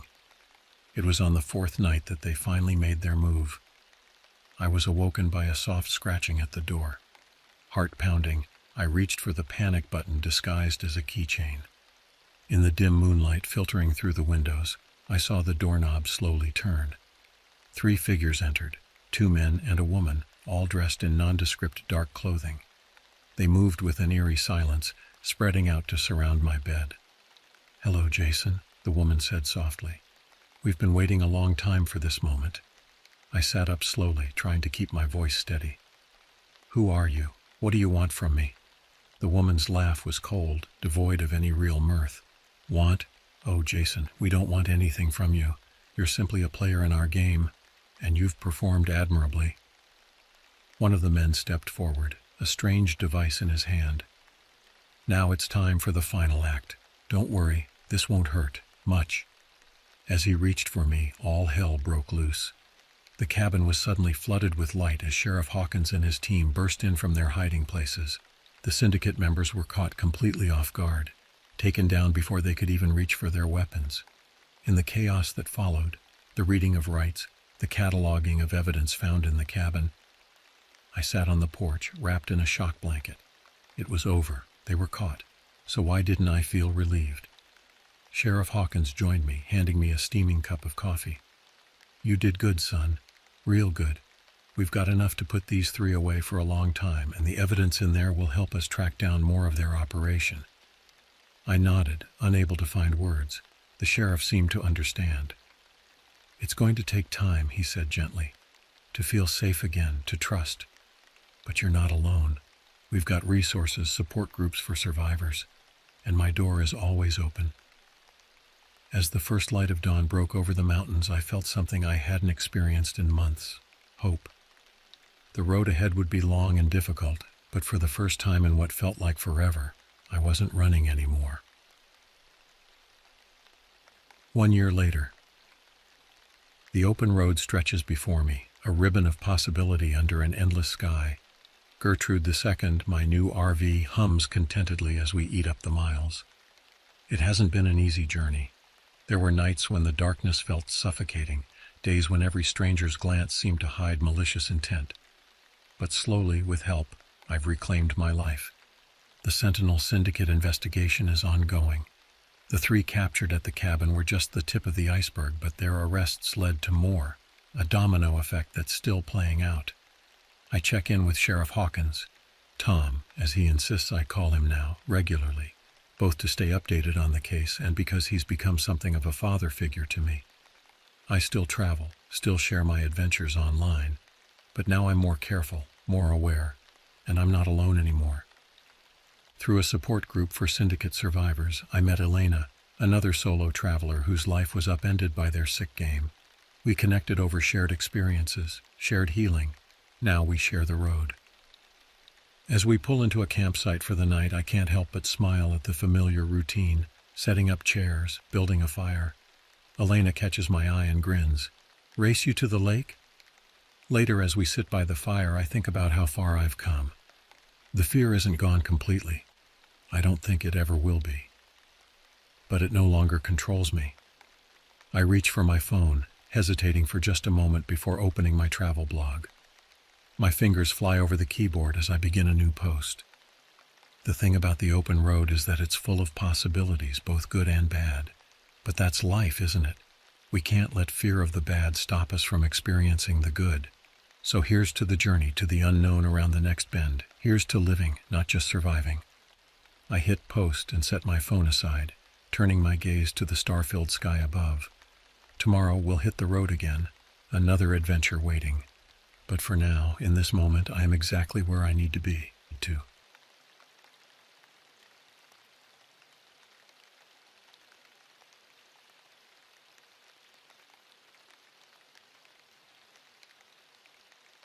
You know, life has a funny way of reminding you that you're not in control as much as you'd like to think. Just when I thought I had things all figured out, it decided to throw me a curveball. I remember it vividly, that day when everything changed. It was supposed to be a relaxing RV camping trip to get away from the hustle and bustle of everyday life. Little did I know it would become a fight for survival. I've always enjoyed the solitude of nature, the peace and quiet that comes with being far from the city's noise. My RV was parked at a secluded spot in Blackwood National Forest, nestled deep in the heart of Montana. This place was perfect. Dense trees, a crystal-clear stream nearby, and not a soul in sight. I was looking forward to a week of fishing, hiking, and maybe a bit of reading by the campfire. My name is Alex Morgan, and I'm a 35-year-old software developer from Seattle. After a particularly stressful project at work, I decided to take some time off and reconnect with nature. I'd always been an outdoors enthusiast, but the demands of my career had kept me chained to my desk for far too long. This trip was meant to be my reset button, a chance to clear my head and recharge my batteries. As I set up camp on that first day, I couldn't help but feel a sense of excitement mixed with trepidation. The forest around me was alive with the sounds of birds chirping and leaves rustling in the gentle breeze. The air was crisp and clean, filled with the scent of pine and earth. It was a stark contrast to the sterile environment of my office, and I found myself taking deep breaths, savoring the change. I spent the first couple of days settling into a rhythm. I'd wake up early, brew a pot of coffee on my portable stove, and watch the mist rise from the nearby stream as the sun peeked through the trees. Then I'd grab my fishing rod and try my luck in the clear waters, more often than not managing to catch something for dinner. In the afternoons, I'd explore the surrounding forest, taking care to mark my trail so I wouldn't get lost. The trees here were ancient, their gnarled trunks and sprawling canopies creating a cathedral-like atmosphere. I found myself speaking in hushed tones as if afraid to disturb the sanctity of this place. As night fell, I'd return to my campsite, build a fire, and lose myself in the pages of a book I'd brought along, a collection of horror stories by H.P. Lovecraft. In retrospect, perhaps not the best choice for a solo camping trip in the wilderness, but I've always enjoyed a good scare.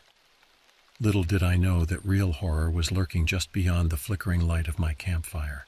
It was on the third day that things took a turn for the strange. I had spent the morning fishing and was making my way back to camp when I noticed something odd. A metallic glint caught my eye, coming from the underbrush across the stream. Curiosity piqued. I carefully made my way across the water, my boots slipping on the moss-covered rocks. Pushing through the dense foliage, I came upon an old rusted metal box, half buried in the dirt. It looked like it had been there for years, the metal corroded and covered in a thick layer of grime. I pulled it out, feeling a mixture of excitement and apprehension. What could be inside? Lost treasure, old mementos, or something more sinister? Using a rock, I managed to pry open the box. Inside, I found a collection of items that seemed to belong to another time. There were faded photographs, yellowed with age, showing a young couple. They were smiling and happy, clearly in love. The man had a rugged, outdoorsy look about him, with a thick beard and piercing eyes. The woman was beautiful, with long dark hair and a carefree smile that seemed to light up the frame. Along with the photos, there were a few letters. The paper was fragile, and the ink had faded, making them difficult to read. But from what I could make out, they were love letters, filled with passionate declarations and promises of eternal devotion. The handwriting was elegant, speaking of a time when penmanship was valued and taught with care. But it was the small, leather-bound notebook that really caught my attention. The cover was worn and cracked, but the pages inside were still intact. As I flipped through it, I realized it was a journal, filled with handwritten entries detailing the couple's adventures in this very forest. The entries started off innocently enough, describing hikes and camping trips, wildlife sightings, and quiet moments by the campfire.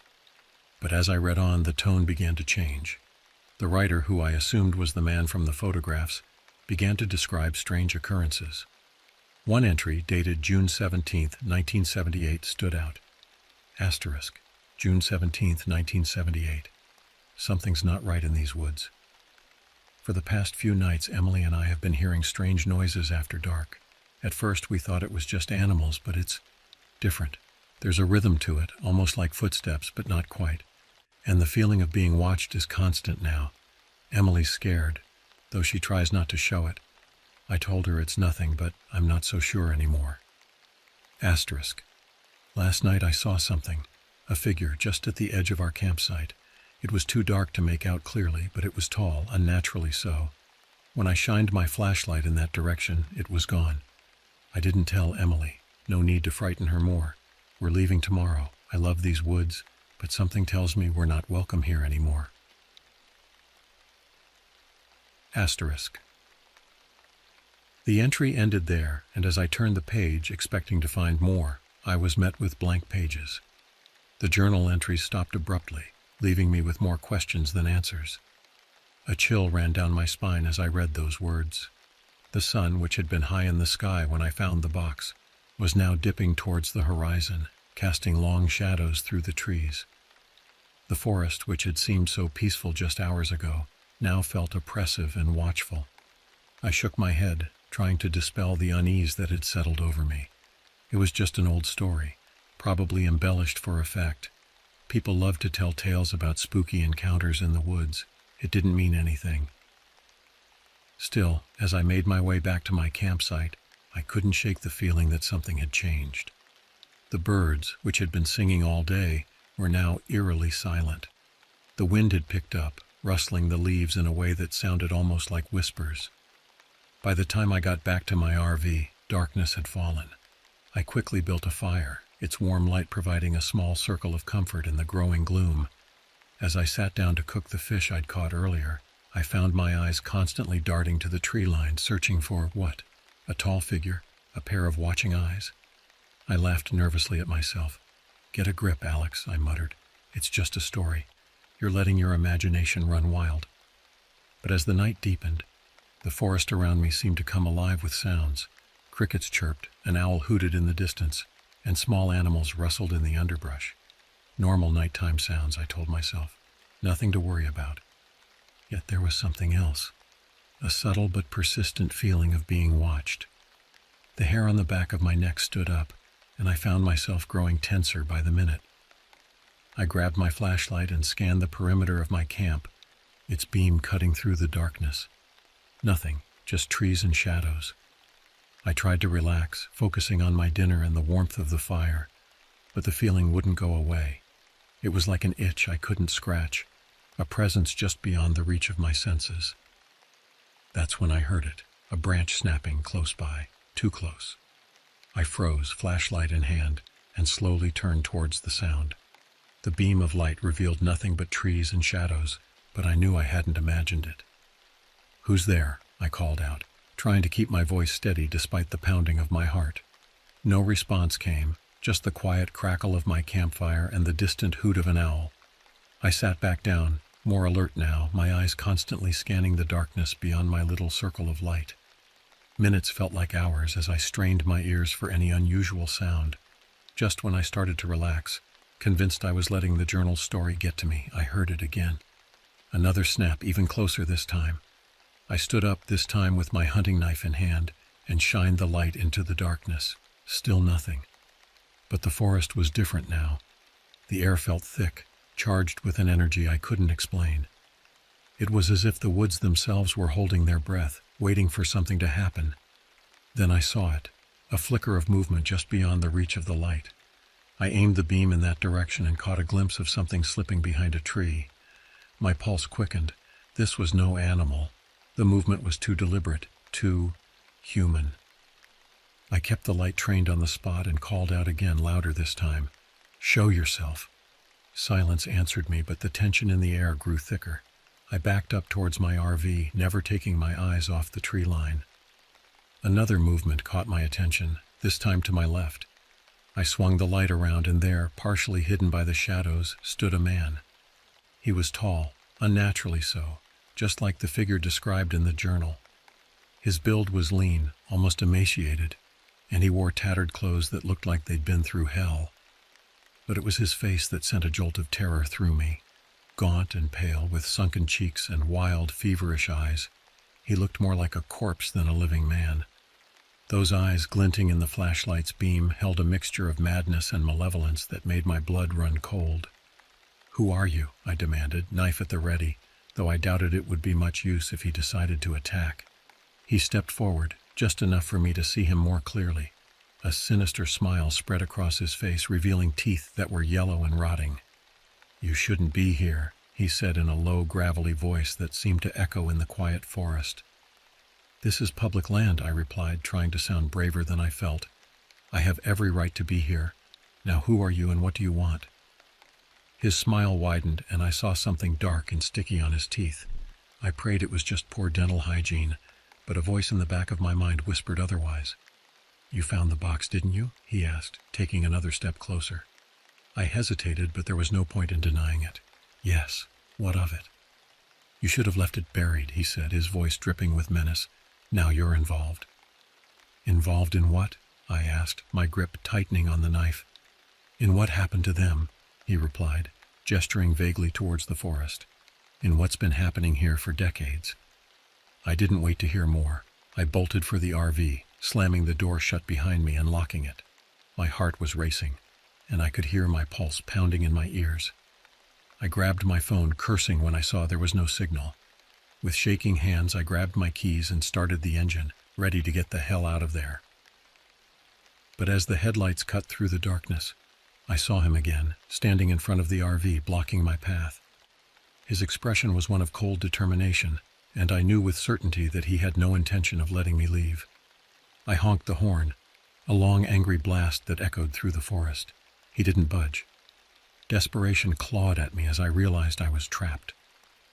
The RV suddenly felt claustrophobic, and I knew I couldn't stay here. Making a split-second decision, I floored the gas pedal. The RV lurched forward, and at the last second the man moved, avoiding the impact. But I didn't stop to see where he went. I drove down the narrow, winding road as fast as I dared, my hands white-knuckled on the steering wheel. The forest around me seemed to close in, the trees leaning in like silent witnesses to my terror. I kept glancing in the mirrors, half expecting to see him chasing after me, moving with that unnatural speed that only exists in nightmares. Finally, I reached a small clearing where the road widened enough for me to turn around.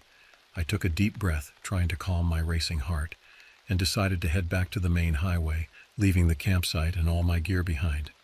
I didn't care about any of it anymore. All I wanted was to get out of those woods and back to civilization. The man's words echoed in my mind. "You're involved."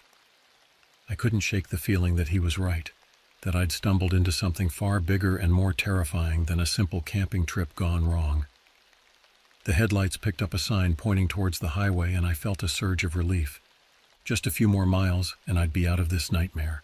But life, as I mentioned earlier, has a way of reminding you that you're not in control. Just as I thought I was safe, something heavy slammed into the side of the RV. The impact was so sudden and violent that I lost control of the vehicle. It skidded off the road, tires screeching against the asphalt. I fought to regain control, but it was useless. The RV tipped and crashed into a ditch with a sickening crunch of metal and breaking glass. The world spun around me, a kaleidoscope of darkness and pain. Then everything went black. When I came to, I was lying on the floor of the RV, dazed and disoriented. Pain shot through my body and I could taste blood in my mouth. The interior of the RV was a mess, with broken glass and scattered belongings everywhere. I tried to move to assess the damage, but my body protested. Every inch of me ached, and I was pretty sure I had at least a few broken ribs. The metallic tang of blood filled my nostrils, mixed with the acrid smell of leaking gasoline. That's when I heard it. Footsteps, slow and deliberate, approaching the RV. My heart, which had been pounding, seemed to stop altogether. I knew who it was before I saw him. The door, which had been dented inward from the crash, was suddenly ripped open with inhuman strength, and there he stood, silhouetted against the night sky, his eyes gleaming with a predatory light. "You shouldn't have run," he snarled, reaching in and dragging me out into the cold night air. I tried to fight back, to resist, but my limbs felt like lead. He threw me to the ground and I landed hard, the impact driving what little air I had left from my lungs. "You should have left well enough alone," he continued, looming over me. "But now you're part of it, just like they were." I struggled to my feet, my vision blurry and my mind reeling. "What do you want from me?" I gasped, tasting blood with every word. His lips curled into that twisted smile again. "Justice," he replied. "For them, for all of them." He pulled out a knife, its blade glinting in the moonlight. It looked old, possibly as old as the box I'd found in the woods. I knew then that this was it. If I didn't act now, I'd end up like the couple from the photos, another victim of whatever madness plagued these woods.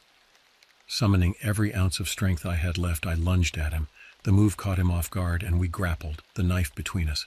My survival instincts kicked in, overriding the pain and fear. In that moment, nothing mattered except getting that knife. We struggled, our breaths coming in ragged gasps. He was strong, unnaturally so, but desperation lent me strength I didn't know I possessed. Somehow, miraculously, I managed to wrench the knife from his grip. Without thinking, driven purely by the instinct to survive, I drove the blade into his side. He let out a strangled cry, more of surprise than pain, and staggered back. Blood, dark and viscous, oozed between his fingers as he clutched the wound. He sank to his knees, those wild eyes now filled with a mixture of pain and... was that relief? For a moment we stared at each other, both of us panting heavily. Then, to my utter shock, he began to laugh. It was a terrible sound, a wheezing, broken noise that sent chills down my spine. "You don't understand," he gasped between bursts of laughter. "This changes nothing. You're still part of it now. They'll come for you, just like they came for me." I didn't wait to hear more. Clutching my injured ribs, I stumbled back to the RV. By some miracle, the engine sputtered to life when I turned the key. I threw it into reverse, wincing at the screech of metal as the vehicle pulled itself free from the ditch. As I drove away, I could still hear his laughter echoing through the trees. I kept expecting him to appear in my rearview mirror, but he never did. The winding forest road seemed endless, each turn revealing more darkness, more trees that all looked the same in the dim headlights. It felt like hours before I finally saw the lights of civilization. The small town of Millbrook appeared like an oasis in the desert. I pulled into the first gas station I saw, my hands shaking so badly I could barely put the RV in park. The attendant, a middle-aged man with a kind face, took one look at me and called the police. Within minutes, the quiet gas station was a flurry of activity. Police cars, an ambulance, curious onlookers. It was all a blur. I told my story to the police, watching their expressions change from skepticism to concern. They took my statement and immediately sent units to investigate the forest and the crash site. The paramedics patched me up, confirming my suspicions about the broken ribs and adding a concussion to the list of injuries. The next few days passed in a haze of hospital rooms, police interviews, and sleepless nights. They found the crash site, my abandoned campsite, even the old metal box with its contents.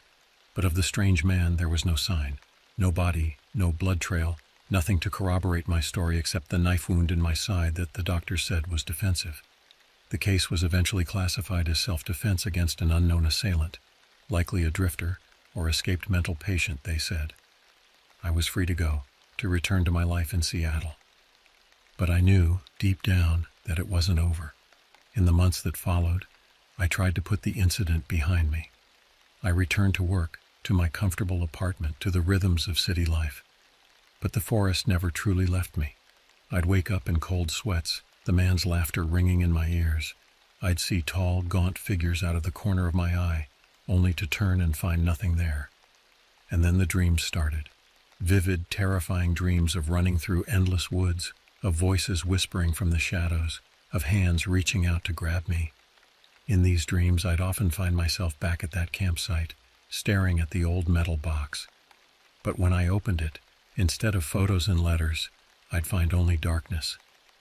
A darkness that seemed to go on forever, threatening to swallow me whole. I've thought a lot about that trip, about the man and his obsession with the past, about the couple in the photos and what might have happened to them. Maybe he was right. Maybe I should have left the box buried, should have never set foot in those woods. But curiosity is a powerful force, and sometimes it leads us down paths we can never truly leave. I haven't been back to Blackwood National Forest since that night. Maybe one day I will, to face whatever is waiting for me there. But not today. Not yet. For now, I'm content with the memories of a peaceful camping trip that turned into a fight for my life. I've taken up writing, putting my experiences down on paper in an attempt to make sense of them. It helps sometimes. Other times it feels like I'm just inviting the darkness in. As I sit here typing these words, I can't shake the feeling that I'm being watched, that somewhere in the shadows just beyond my perception, something is waiting for me to let my guard down, to forget what happened in those woods. But I won't forget. I can't. Because deep down, I know the truth that I've been trying to deny all these months. The man in the forest was right. I'm involved now. And whatever dwells in the shadows of Blackwood Forest isn't finished with me yet. Sometimes late at night when the city sleeps and the world grows quiet, I swear I can hear it, a faint whisper carried on the wind, calling me back to the woods. And in those moments I wonder not if, but when I'll answer that call, because the forest is patient, and now so am I.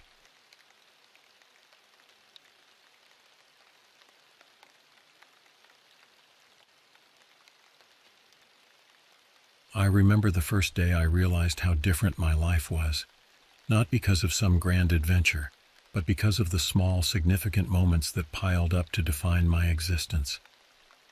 It was a Tuesday, and I had just set out on my much-anticipated RV camping trip. I loved the freedom it gave me, a break from the monotony of everyday life. My name is Lucas Blackwood, and I'm known among my friends for my love of the outdoors, though I faced more than my fair share of hardships. I decided to camp near the banks of the Shenandoah River, a serene spot known for its picturesque views and tranquil environment. The late spring air was crisp, filled with the scents of blooming flowers and freshly cut grass. My RV was parked in a small clearing surrounded by tall oaks, their leaves rustling softly in the breeze. By noon, I had set up my campsite and was enjoying a simple lunch. The world seemed at peace, and so was I. I spent the afternoon fishing, catching a couple of sizable trout which I planned to grill for dinner. As the sun began to set, painting the sky with hues of orange and pink, I settled by the fire with a book in hand. It was around this time that I noticed a figure in the distance. At first, it was just a shadow moving among the trees. But as it drew closer, I saw it was a man, perhaps in his mid-30s, with a rugged look and an intense expression. He approached my campsite cautiously, his eyes scanning the area as if looking for something or someone. "Evening," I called out, trying to sound friendly. "Beautiful spot, isn't it?" He nodded, but didn't respond. His silence was unnerving. He wore a worn-out jacket and heavy boots, which suggested he had been traveling through the woods for some time. "Can I help you with something?" I asked, keeping my tone neutral. "I'm looking for my brother," he finally said, his voice rough. "We got separated a couple of days ago."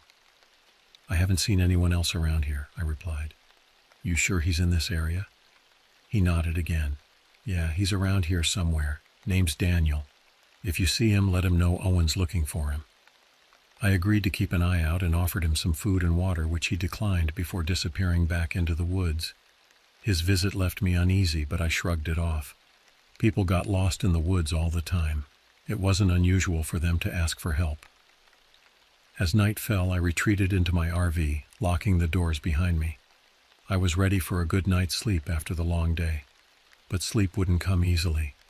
I kept hearing noises, twigs snapping, leaves rustling, though I told myself it was just the wildlife. Around midnight, I heard a distinct knock on my RV door. My heart pounded as I grabbed the flashlight and cautiously approached the door. "Who's there?" "It's me, Owen. I think I found him." I opened the door slightly, the beam of my flashlight cutting through the darkness. Owen's face was pale, his eyes wide with fear. "What's wrong?" "Come with me, you need to see this." I grabbed my jacket and followed him into the woods. We walked in silence, the only sound being the crunch of leaves under our boots. After what felt like an eternity, we reached a small clearing.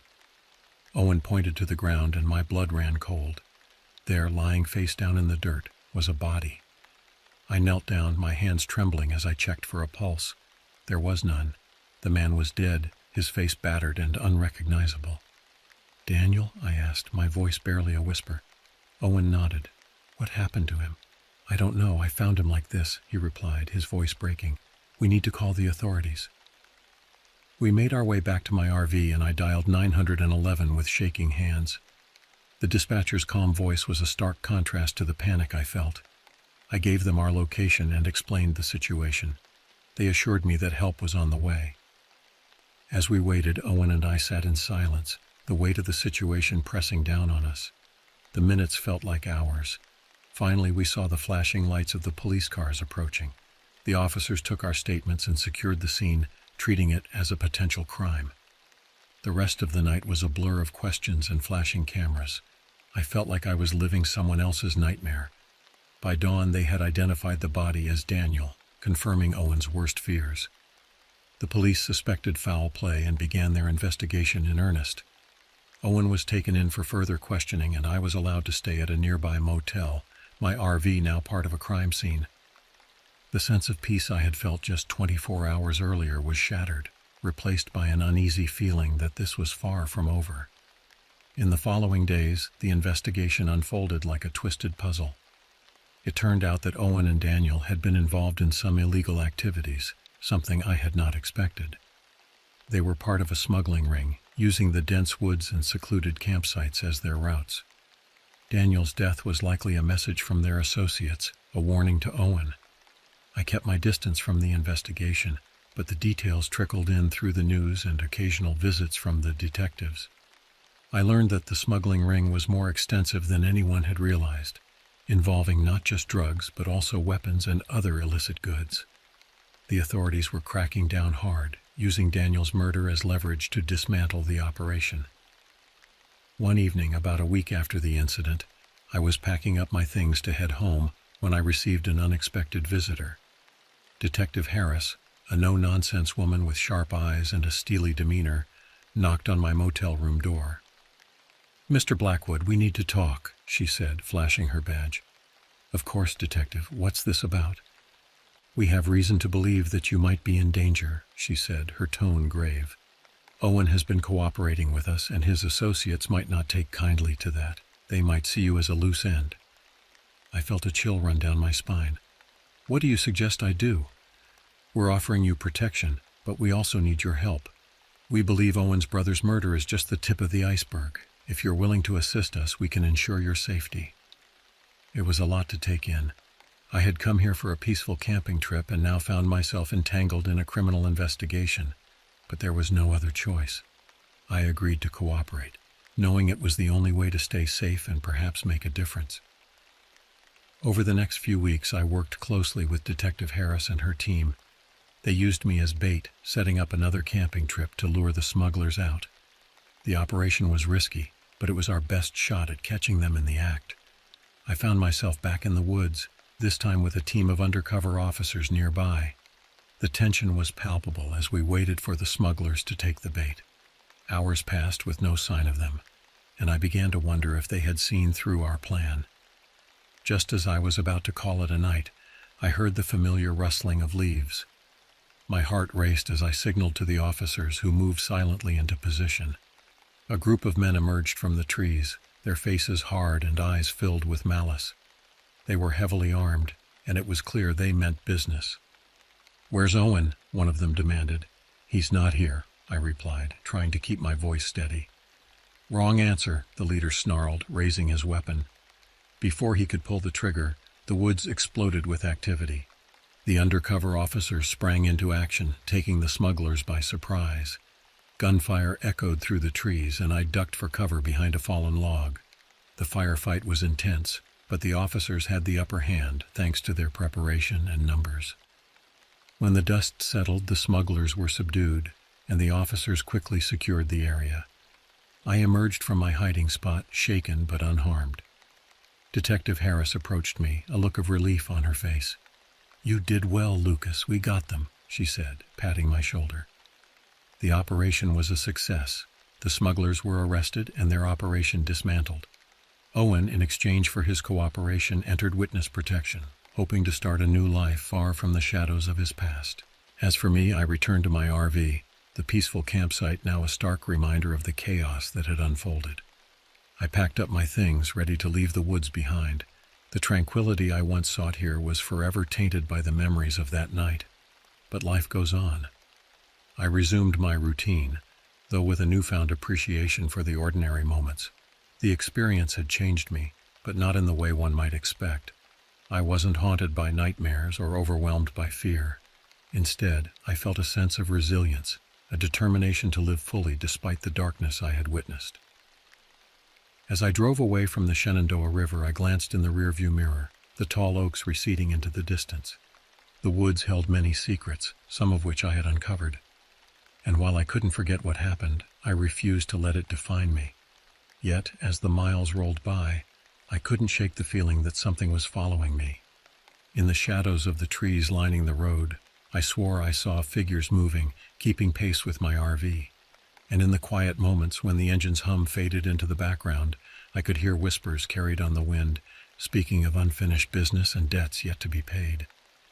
I gripped the steering wheel tighter, my knuckles turning white. The horror I thought I'd left behind in those woods was far from over. It had merely changed form, becoming a shadow that clung to me, a presence that waited in the corners of my vision, biding its time. As night fell and the road stretched endlessly before me, I realized that my journey into darkness had only just begun. The woods may have held secrets, but the real terror was what I had brought out with me.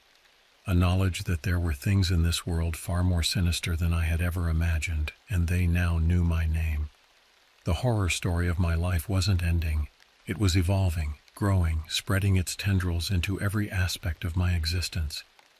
And as I drove on into the night, I couldn't help but wonder, when would the next chapter begin? And what nightmares would it bring?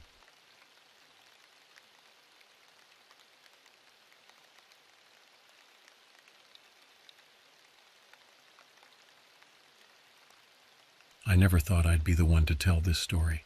Hell, I never thought I'd live to tell it. But here I am, Ethan Blackwood, former city dweller and adventure seeker, now a shell of the man I once was. It's been 3 years since that fateful trip to Shadow Lake, and not a day goes by that I don't relive the horrors I experienced in those God-forsaken woods. It all started innocently enough. I was burnt out from my high-stress job as a software engineer in Boston. My relationship had just ended messily, and I was desperate for an escape. That's when I remembered the old RV my uncle had left me, a clunky 1985 Winnebago that had seen better days. On a whim, I decided to take a month-long sabbatical and drive up to the remote wilderness of northern Maine. I'd always been drawn to solitude, having grown up in rural Vermont where our nearest neighbor was miles away. Little did I know that this solitude would become my worst nightmare. I set out on a crisp September morning, the air tinged with the first hints of autumn. The drive was long but therapeutic, watching the bustling cities give way to rolling countryside, and finally to the dense, primeval forests of Maine.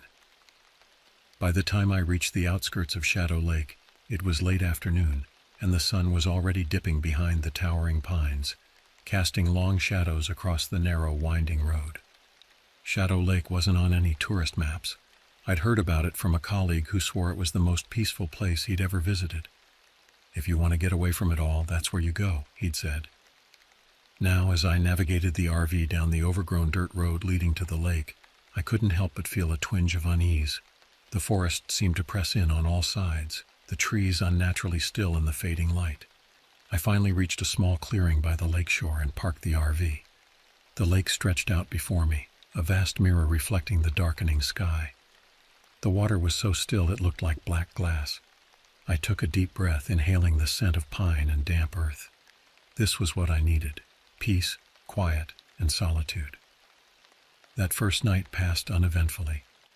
I set up a small campfire, grilled some hot dogs, and sat watching the stars come out one by one. The night was silent except for the occasional hoot of an owl or the rustle of some small animal in the underbrush. I felt the tension of the past few months start to melt away. The next morning I woke early, eager to explore my surroundings. I made a quick breakfast of instant coffee and granola bars, then set out with my backpack and camera. The forest around Shadow Lake was old, the kind of ancient woodland that makes you feel small and insignificant. Massive pines towered overhead, their branches blocking out much of the sky. The forest floor was a thick carpet of pine needles and moss, punctuated by granite boulders left behind by long-ago glaciers. As I hiked, I couldn't shake the feeling that something was off. The forest was too quiet. There were no bird calls, no chattering squirrels, none of the usual sounds you'd expect in the woods.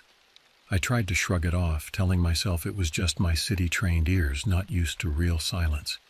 It was around midday when I stumbled upon the first sign that something was truly wrong.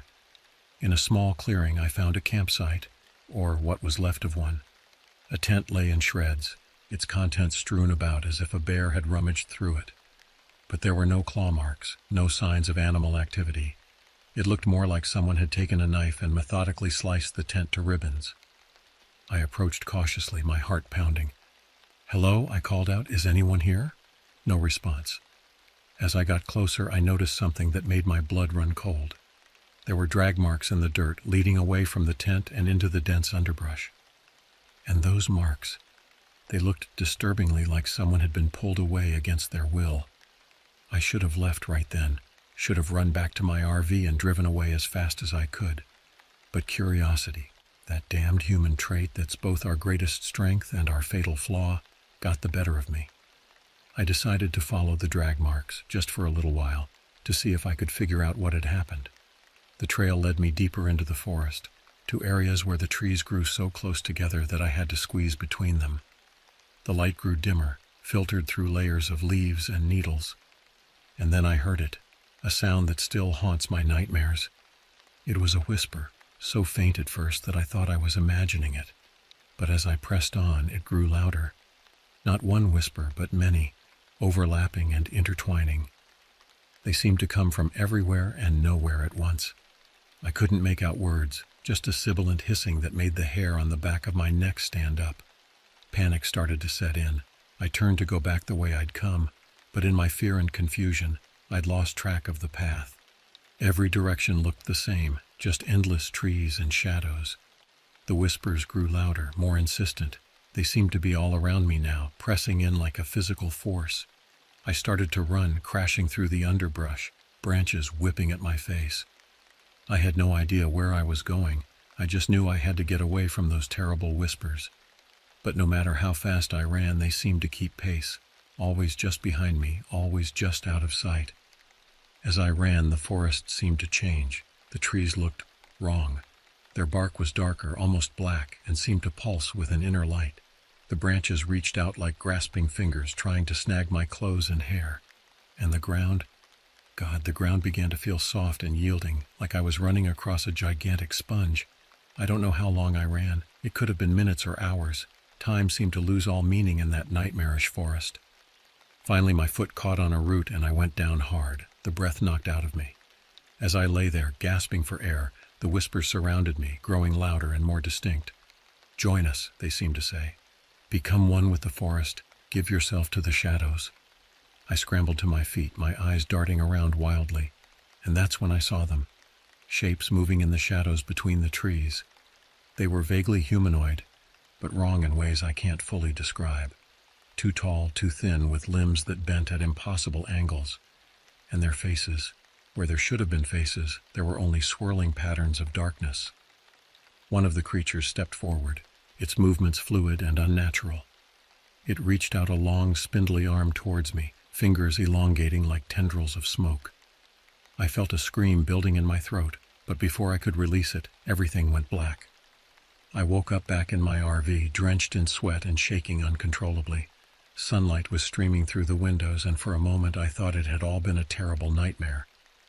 But then I noticed the scratches on my arms, the tears in my clothes, and the pine needles in my hair. It had been real. All of it. I started the RV with shaking hands and peeled out of that clearing like the hounds of hell were after me.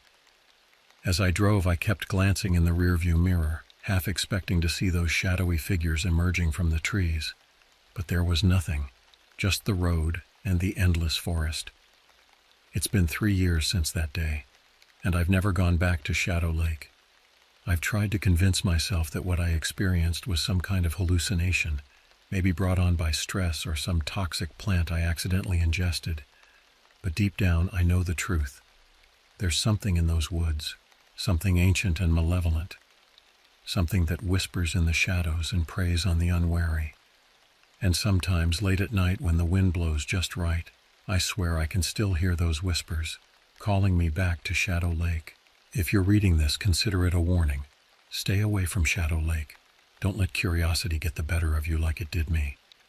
Because if you go there, if you hear those whispers, you might not be as lucky as I was. You might never come back at all. For months after my escape from Shadow Lake, I tried to convince myself it had all been a stress-induced hallucination. I threw myself back into my work, took up meditation, even saw a therapist. But the nightmares persisted. Every night I found myself back in those dark woods, pursued by whispers and shadowy figures. It wasn't just the nightmares. Strange things began happening in my waking life too. I'd catch glimpses of impossibly tall, thin figures out of the corner of my eye, only to have them vanish when I turned to look. The shadows in my apartment seemed deeper, more alive somehow. And always, there was the faint sound of whispering just at the edge of hearing. I knew I was losing my grip on reality. I had to know the truth, had to prove to myself one way or another that what I'd experienced was real. So against every instinct screaming at me to run and never look back, I decided to return to Shadow Lake. This time I went prepared. I bought a high-end GPS device, a satellite phone, and enough supplies to last a week. I also brought a handgun. Not that I thought it would do much good against whatever was out there, but it made me feel a little safer. As I drove back up to Maine, a sense of dread settled over me like a heavy blanket. The closer I got to Shadow Lake, the more oppressive the atmosphere became. The sky seemed to darken, the air grew thick and heavy, and that eerie silence I remembered from before descended once again. I arrived at the lake just before sunset. Everything looked exactly as I remembered it. The glassy surface of the water, the dense forest pressing in on all sides. I parked the RV in the same spot as before and set about securing the perimeter with motion sensor cameras and floodlights. That first night, nothing happened. I sat up until dawn, jumping at every creak and rustle, but the woods remained still and silent. As the sun rose, I began to wonder if I had imagined it all after all.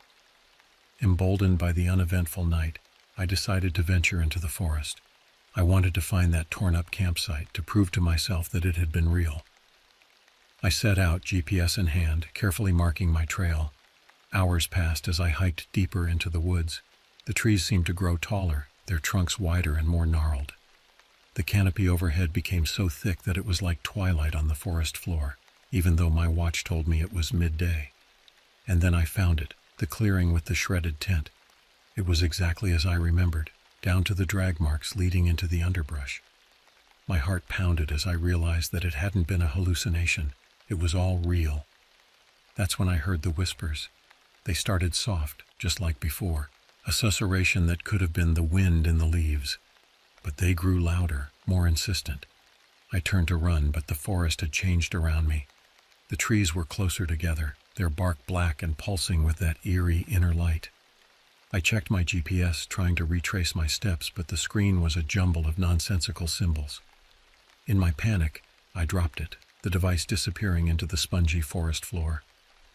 The whispers were all around me now, no longer indistinct but terrifyingly clear. "You came back," they said. "We knew you would. No one escapes Shadow Lake forever." I ran, crashing through the underbrush, branches tearing at my clothes and skin, but no matter which way I turned, I couldn't find my way out. The forest had become a labyrinth, and I was hopelessly lost. Night fell, plunging the woods into an impenetrable darkness. My flashlight flickered and died, leaving me blind and terrified. I could hear movement all around me, the rustling of leaves, the snapping of twigs, and always those horrible whispers. In desperation, I fired my gun into the air, hoping the sound might scare away whatever was out there. The gunshot echoed through the trees, and for a moment everything went silent. Then slowly, a pale phosphorescent glow began to emanate from the trees themselves. In that ghostly light, I saw them. The shadow creatures. They emerged from behind trees, oozed up from the ground, coalesced from the very air itself. Dozens of them, surrounding me on all sides. Their bodies were, as I remembered, impossibly tall and thin, with too many joints bending in unnatural ways. But now I could see their faces, or rather, the lack thereof. Where features should have been, there were only swirling vortexes of absolute darkness. One of the creatures stepped forward. When it spoke, its voice was like the rustling of dead leaves. "We are the Whispers," it said. "We are the forgotten ones, the left behind, the lost. And now, Ethan Blackwood, you will join us." It reached out with arms that stretched and elongated like smoke, enveloping me in a cold, dark embrace. I tried to scream, but no sound came out. I felt myself being pulled apart, my very essence unraveling like a thread being plucked from a tapestry. In that moment of dissolution, I understood. Shadow Lake was a trap, a feeding ground for these ancient, hungry entities. They lured in lost souls, fed on their fear and confusion, and ultimately absorbed them into their collective consciousness. I saw flashes of other victims, the owners of that shredded tent, hikers who had wandered off the trail, campers who had stayed one night too long. All of them now part of the Whispers, their memories and experiences added to the hive mind. As I felt the last vestiges of my individuality slipping away, a thought occurred to me, a memory of something I'd read about black holes. At their event horizon, information can neither be fully absorbed nor escape. I clung to that thought, to my sense of self, refusing to be completely assimilated. I don't know how long I existed in that state of half-absorption. It could have been days or years. Time had no meaning in that place between places, but somehow, impossibly, I came back to myself. I awoke once again in my RV, my clothes torn and dirty, my body covered in scratches and bruises. The sun was rising over Shadow Lake, its rays sparkling on the water's surface as if nothing had happened. I didn't wait around to question my miraculous escape. I started the RV and drove away as fast as I could, not stopping until I was hundreds of miles away. It's been 5 years since that second encounter with the Whispers of Shadow Lake. I've tried to move on, to forget, but I know now that's impossible, because I didn't escape, not really. A part of me is still there, trapped in that dark forest, and a part of them came back with me. Sometimes when I look in the mirror, I see a swirling darkness behind my eyes.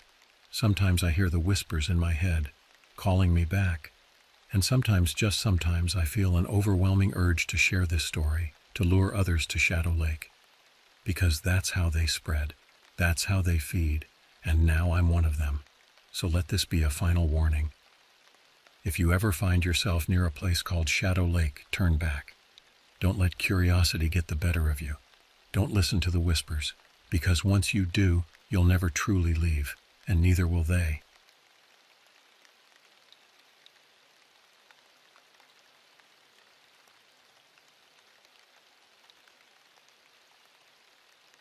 The merciless sun beat down on the cracked earth, its relentless glare creating shimmering mirages on the horizon. I wiped the sweat from my brow and squinted at the vast expanse before me. The Nevada desert stretched out in all directions, a sea of sand and rock that seemed to go on forever.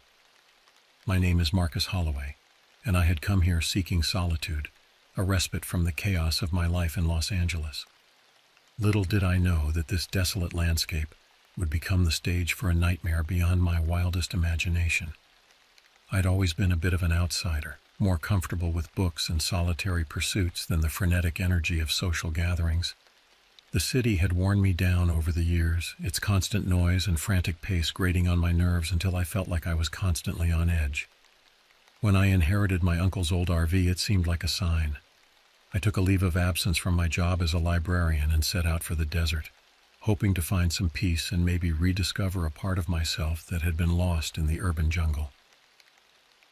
The spot I chose was remote, about 60 miles from the nearest town of Coyote Flats.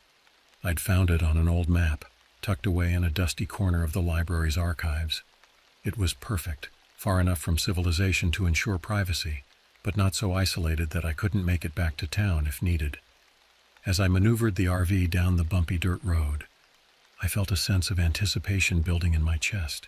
This was it, my great escape.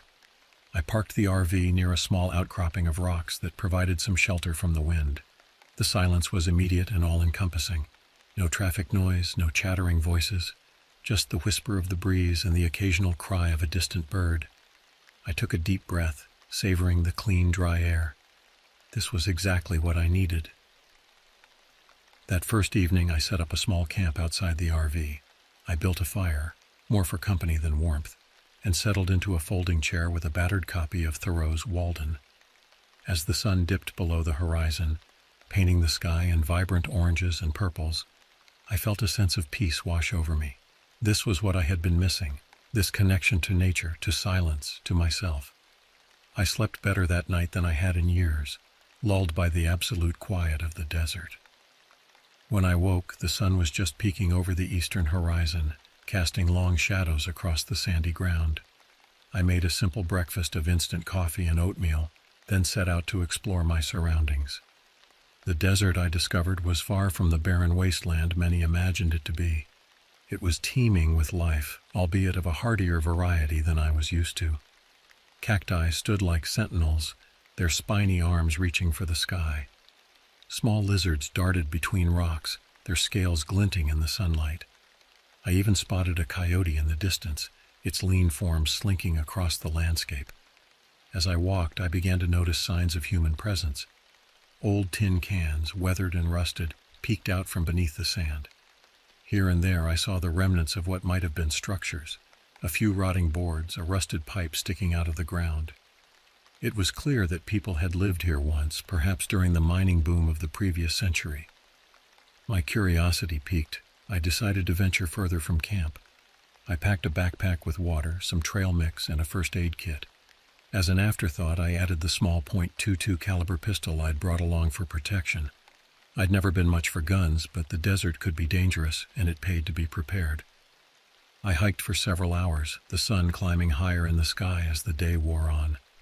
The landscape slowly changed, becoming more rugged. Small hills gave way to larger ones, and I found myself navigating narrow gullies carved by long-gone flash floods. It was in one of these gullies that I made my first unsettling discovery. At first I thought it was just another piece of debris, perhaps part of an old machine left behind by miners, but as I got closer I realized what I was looking at. A human skull partially buried in the sand. My heart rate quickened as I knelt beside it. The bone was yellowed and cracked, clearly very old. I debated whether to touch it, my natural inclination to preserve historical artifacts warring with a creeping sense of unease. In the end, curiosity won out. I carefully brushed away some of the sand, revealing more of the skull. That's when I noticed the hole, perfectly round, about the size of a quarter, right in the center of the forehead. This person hadn't died of natural causes. They had been murdered. I stumbled back, my mind reeling. Should I report this to the authorities? But how would I even begin to explain where I'd found it? And how long ago had this happened? For all I knew, this person had died a century ago. As I stood there trying to decide what to do, I had the distinct feeling of being watched. The hairs on the back of my neck stood up, and I spun around, half expecting to see someone standing behind me. But there was nothing. just the empty desert stretching out in all directions. I told myself I was being paranoid, that the discovery of the skull had just rattled me. Still, I couldn't shake the feeling of unease. I decided to head back to camp, marking the location of the skull on my GPS app so I could find it again if needed. The walk back seemed to take twice as long as the hike out. Every sound made me jump, every shadow seemed to move. By the time I reached the RV, the sun was setting, casting long, distorted shadows across the desert floor. I locked myself in the RV that night, the shades drawn tight.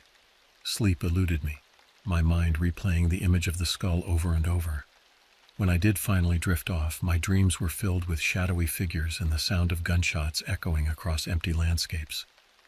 The next morning I woke to an unsettling silence. Even the ever-present wind seemed to have died down.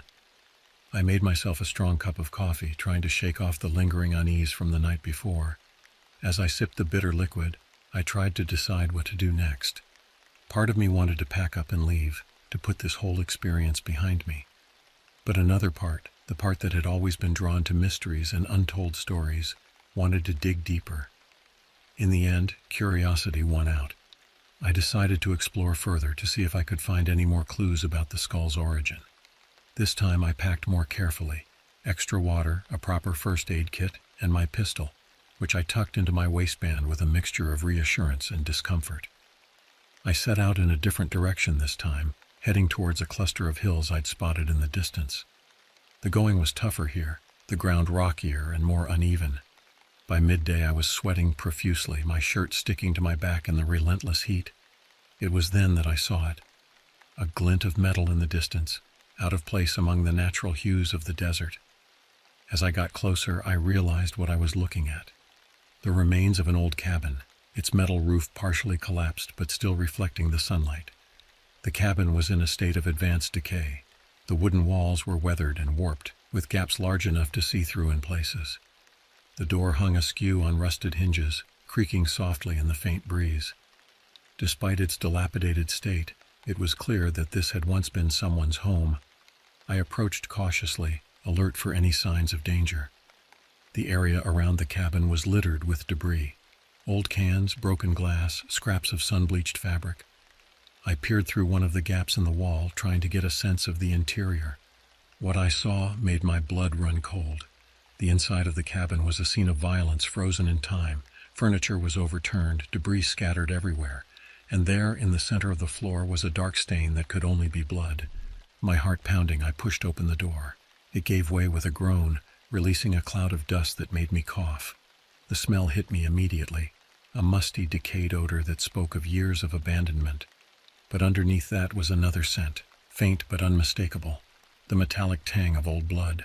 I stepped inside, my eyes slowly adjusting to the gloom. The bloodstain on the floor was larger than I'd initially thought, spreading out in a gruesome pattern. But it wasn't the only sign of violence. The walls were pockmarked with what looked like bullet holes, and I spotted several spent shell casings scattered among the debris. What had happened here? My mind raced with possibilities, each more horrifying than the last. A robbery gone wrong, a family dispute that had turned deadly, or something even more sinister. As I moved further into the cabin, something caught my eye. There, partially hidden beneath an overturned table, was a book. I knelt down and carefully extracted it, brushing off years of dust and grime.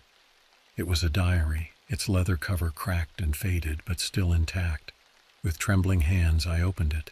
The pages were yellowed and brittle, but the handwriting was still legible. It belonged to a woman named Eleanor, and as I began to read, her story unfolded before me. Eleanor and her husband Thomas had come to the desert in the 1970s, drawn by the promise of a simpler life away from the chaos of the city. They'd built this cabin with their own hands, determined to carve out a life in this harsh landscape. For a while they'd been happy here despite the challenges, but then things had started to change. Eleanor wrote of a man they'd encountered on one of their supply runs to town, a drifter with cold eyes and an unsettling smile. Thomas had offered him some work, helping to repair a fence that had been damaged in a storm. It was a decision they would come to regret. The man, who called himself Jack, had seemed pleasant enough at first. But as the days wore on, Eleanor noticed a change in him. He became possessive, constantly watching her when Thomas wasn't around. She wrote of feeling afraid, of locking the doors at night and jumping at every sound. The final entry was dated October 15, 1978. Eleanor's normally neat handwriting was shaky. The words rushed. "He's here. God help us, Jack's here and Thomas isn't back from town. I can hear him outside calling my name. What does he want? Why won't he leave us alone? I'm so scared. If anyone finds this, please tell our families we love them. And whatever you do, don't trust." The entry ended abruptly, a long scrawl trailing off the page as if Eleanor had been interrupted mid-sentence. My hands were shaking as I closed the diary. What had happened to Eleanor and Thomas? And who was this Jack? A noise outside snapped me back to the present. It was faint, barely audible, but in the stillness of the desert it might as well have been a gunshot. I froze, straining my ears. There it was again, the crunch of footsteps on sandy ground. I moved to the window, peering out cautiously. At first I saw nothing but the empty desert. Then movement caught my eye. A figure, tall and lean, was walking towards the cabin. Even from this distance I could see that it was a man, his gait slow and purposeful. Panic gripped me. Who was this person? What were they doing out here in the middle of nowhere? And why were they coming towards the cabin? I looked around frantically, searching for a place to hide. The cabin was small, with little in the way of cover. In desperation, I wedged myself into a small space between an old wardrobe and the wall, praying I wouldn't be seen. The footsteps grew louder, then stopped. I held my breath, my heart pounding so hard I was sure it could be heard. The door creaked open, and a shadow fell across the floor. "I know you're in here," a voice called out, low and gravelly. "I saw you come in. Why don't you come out and we can have a chat?" I remained frozen, too terrified to move. The footsteps resumed, moving slowly around the cabin. I could hear things being shifted, pushed aside. "You've been poking around where you shouldn't," the voice continued. "Found things that weren't meant to be found. That's not very polite, is it?" A bead of sweat trickled down my forehead. How did he know what I'd found? Who was this man? Suddenly, the wardrobe I was hiding behind was yanked away. I found myself staring up at a man who seemed to fill the entire doorway. He was older, probably in his 60s, with weathered skin and cold, piercing eyes. And he was smiling, a chilling, predatory smile that made my blood run cold. "Well, well," he said, his voice deceptively friendly. "What do we have here? A curious little mouse sneaking around where he doesn't belong." I scrambled to my feet, my hand instinctively going to the pistol at my waist. The man's eyes followed the movement, his smile widening. "I wouldn't do that if I were you," he said softly. "Things might get messy." "Who are you?" I managed to choke out. "What do you want?" The man chuckled, a sound devoid of any real humor. "Who am I? I'm the caretaker, you might say. Been watching over this place for, quite a while now. As for what I want," his eyes hardened, "I want you to forget what you've seen here. Pack up your little camper and go back to wherever you came from. Forget about the skull. Forget about this cabin. Forget about everything." My mind was racing. Could this be Jack? But that was impossible. Jack would be an old man by now if he was even still alive. Unless... "You're him, aren't you?" I said, my voice barely above a whisper. "You're Jack." The man's smile faded, replaced by a look of cold anger. "You've been reading things you shouldn't," he said. "That diary, it tells lies." Eleanor, she didn't understand. None of them did. I was trying to protect them, you see. Protect them from the darkness out there. He took a step towards me, and I instinctively backed away. "But you," he continued, "you're just like the others. Always poking, always prying. Can't leave well enough alone." I felt my back hit the wall. There was nowhere left to retreat. "What others?" I asked, trying to keep him talking while I frantically tried to think of a way out of this situation. Jack's eyes took on a distant look. "So many over the years," he mused. "Hikers, campers, treasure hunters, all of them stumbling around, disturbing things best left alone. I tried to warn them, tried to make them understand, but they never listened. In the end, I had to take care of them." A chill ran down my spine as the implications of his words sank in. This man was a killer, had been for decades, and now I was his next target. In that moment, survival instinct took over. I lunged to the side, ducking under Jack's outstretched arm. He snarled, spinning around with surprising agility for a man his age. I felt his fingers brush my shirt as I dove through the open door. The sun momentarily blinded me as I burst out of the cabin. I ran, not caring which direction, just needing to put distance between myself and Jack. I could hear him behind me, his footsteps pounding on the hard-packed earth. I risked a glance over my shoulder and immediately wished I hadn't. Jack was closer than I'd thought, his face twisted into a mask of rage. In his hand glinted something metal, a knife, its blade catching the sunlight. I pushed myself harder, my lungs burning as I gasped for air. The terrain was treacherous, loose rocks threatening to turn an ankle with every step. But fear drove me on, the knowledge that slowing down meant certain death. I don't know how long I ran. Time seemed to lose all meaning, narrowing down to the rhythm of my feet hitting the ground and the ragged sound of my breathing. The sun beat down mercilessly, and sweat poured down my face, stinging my eyes. Finally, I couldn't go on. My legs gave out and I collapsed, rolling down a small incline before coming to rest in a shallow gully. I lay there, gasping for air, every muscle screaming in protest. For a moment, all I could hear was the pounding of my own heart. Then silence. No footsteps, no angry shouts. Had I lost him? I forced myself to my feet, wincing at the pain in my overexerted muscles. Slowly, cautiously, I peered over the edge of the gully. The desert stretched out before me, empty and indifferent. There was no sign of Jack. Relief washed over me, quickly followed by a new wave of panic. I was lost. In my blind flight, I'd paid no attention to where I was going. The sun was lower in the sky now, the shadows lengthening. Night in the desert was dangerous enough without a murderous caretaker on the loose. I needed to find my way back to the RV. But which way? I spun in a slow circle trying to get my bearings. Everything looked the same. Rocks, sand, sparse vegetation. No landmarks, nothing to guide me. As the last rays of sunlight faded, I made a decision. I couldn't stay here. I picked a direction that I hoped would lead me back towards my camp and started walking. The desert at night was a different world. The heat of the day gave way to a bone-chilling cold. The silence was absolute, broken only by the soft crunch of my footsteps and the occasional cry of a distant coyote. The moon cast an eerie glow over the landscape, transforming familiar shapes into alien silhouettes. I walked for what felt like hours, each step a battle against exhaustion and fear. Every shadow seemed to hide a threat, every sound a potential danger. More than once, I thought I heard footsteps behind me, only to turn and find nothing but empty desert. It was nearing midnight when I saw it, a faint glow on the horizon. Hope surged through me. Was it my campfire? Had I somehow found my way back? I quickened my pace, ignoring the protests of my aching body. As I got closer, the glow resolved itself into individual points of light. Not a campfire, but windows. I'd stumbled upon a building of some kind. Relief turned to confusion, then to dread. There shouldn't be any buildings out here. This far from town, in the middle of the desert, what could this be?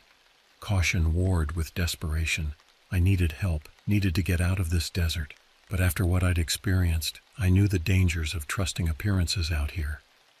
In the end, the cold and my exhaustion made the decision for me. I approached the building slowly, alert for any sign of danger. It was an old motel, the kind you might have seen on Route 66 in its heyday. A neon sign, half its letters dark, proclaimed it as the Desert Oasis Motel. The paint was peeling, the windows grimy, but there were definitely lights on inside. I made my way to the office, my footsteps echoing in the empty parking lot.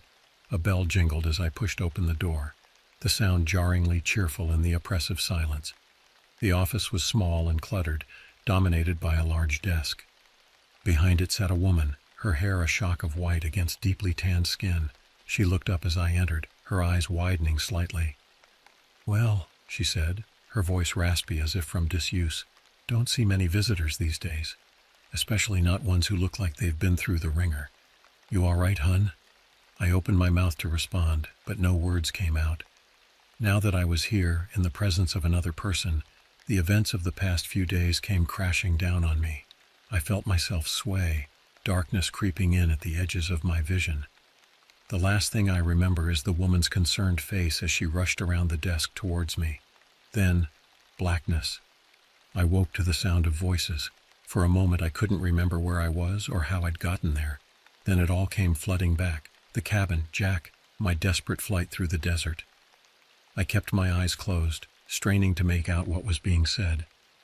There were two voices, the raspy voice of the woman from the office, and a deeper male voice that sent a chill down my spine. "Can't keep doing this, Jack," the woman was saying. "People are going to start asking questions." "People have been asking questions for years, Marge," the man Jack replied. "Doesn't mean they ever find answers." I felt my heart rate quicken. Jack was here. Somehow he'd known where I'd end up, or had he led me here? "This one's different," Marge said. "He knows things, saw things he shouldn't have." "All the more reason to take care of him," Jack growled. "Can't have him running back to civilization with tales of what he's seen. You know what's at stake." There was a long pause. When Marge spoke again, her voice was resigned. "Fine, but make it quick and clean. I'm tired of scrubbing blood out of the carpets." I heard footsteps approaching, and I knew I was out of time. I opened my eyes, taking in my surroundings in a split second. I was in a motel room lying on a bed. The door was to my left, about 10 feet away. As the doorknob began to turn, I launched myself off the bed. I hit the door just as it was opening, slamming it back into whoever was on the other side. There was a grunt of pain and surprise. I didn't wait to see who it was. I ran, my bare feet slapping against the cold concrete of the walkway. Behind me I could hear shouts and the sound of pursuit. The parking lot was just ahead. If I could make it there, maybe I could find a car, something to get me out of here. I was halfway across the lot when headlights suddenly blazed to life, momentarily blinding me. I threw up a hand to shield my eyes, stumbling to a halt. The driver's door of the truck opened and a figure stepped out. As my eyes adjusted, I saw it was a man in a police uniform. Relief flooded through me. "Help!" I shouted. "Please, you have to help me." The officer approached slowly, one hand resting on his holstered weapon. "Sir," he said calmly, "I'm going to need you to calm down and explain what's going on." Words poured out of me in a rush. I told him about the skull I'd found, the cabin, Jack's pursuit, and my flight through the desert. As I spoke, I saw confusion, then concern cross the officer's face. When I finished, there was a moment of silence. Then the officer spoke, his voice gentle. "Sir, I think you'd better come with me. We'll get this all sorted out." Relief washed over me. Finally, someone who would listen, who could help. I took a step towards the police car. A sharp pain exploded in the back of my head. The world tilted, then went dark. I drifted in and out of consciousness. Fragments of conversation reached me, disjointed and confusing. Really necessary? Can't risk it. Too much at stake. Dump him out past the old mines. No one goes out there anymore. I felt myself being moved, the sensation of being in a moving vehicle. Then stillness and the feel of rough ground beneath me. When I finally managed to open my eyes, I was alone. The desert stretched out around me, vast and uncaring. In the distance, I could see the headlights of a vehicle receding, growing smaller until they disappeared over the horizon. I tried to move and found that I couldn't. My wrists and ankles were bound with duct tape. Panic rose in my throat, threatening to choke me.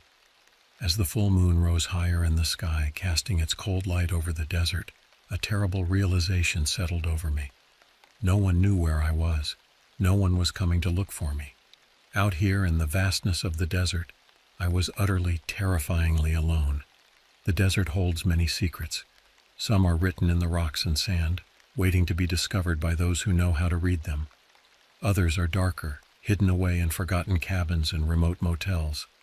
And some secrets, like the fate of a curious librarian who ventured too far into the wilderness, are destined to remain forever unknown, lost in the endless expanse of sand and sky. As consciousness began to fade once more, my last thoughts were of the city I'd left behind. The noise, the crowds, the constant bustle that I'd been so eager to escape now seemed like a distant paradise. In my search for solitude, I'd found something far more terrifying, a silence so complete, so absolute, that it threatened to swallow me whole. The desert wind picked up, whispering across the sand. In its soft susurration, I thought I heard a voice, Jack's voice, repeating the warning he'd given me in the cabin. Forget what you've seen here. Forget about the skull. Forget about the cabin. Forget about everything. But as the darkness closed in, I knew that forgetting was a luxury I would never have. The desert had claimed me, body and soul, and its secrets would be mine to keep for eternity.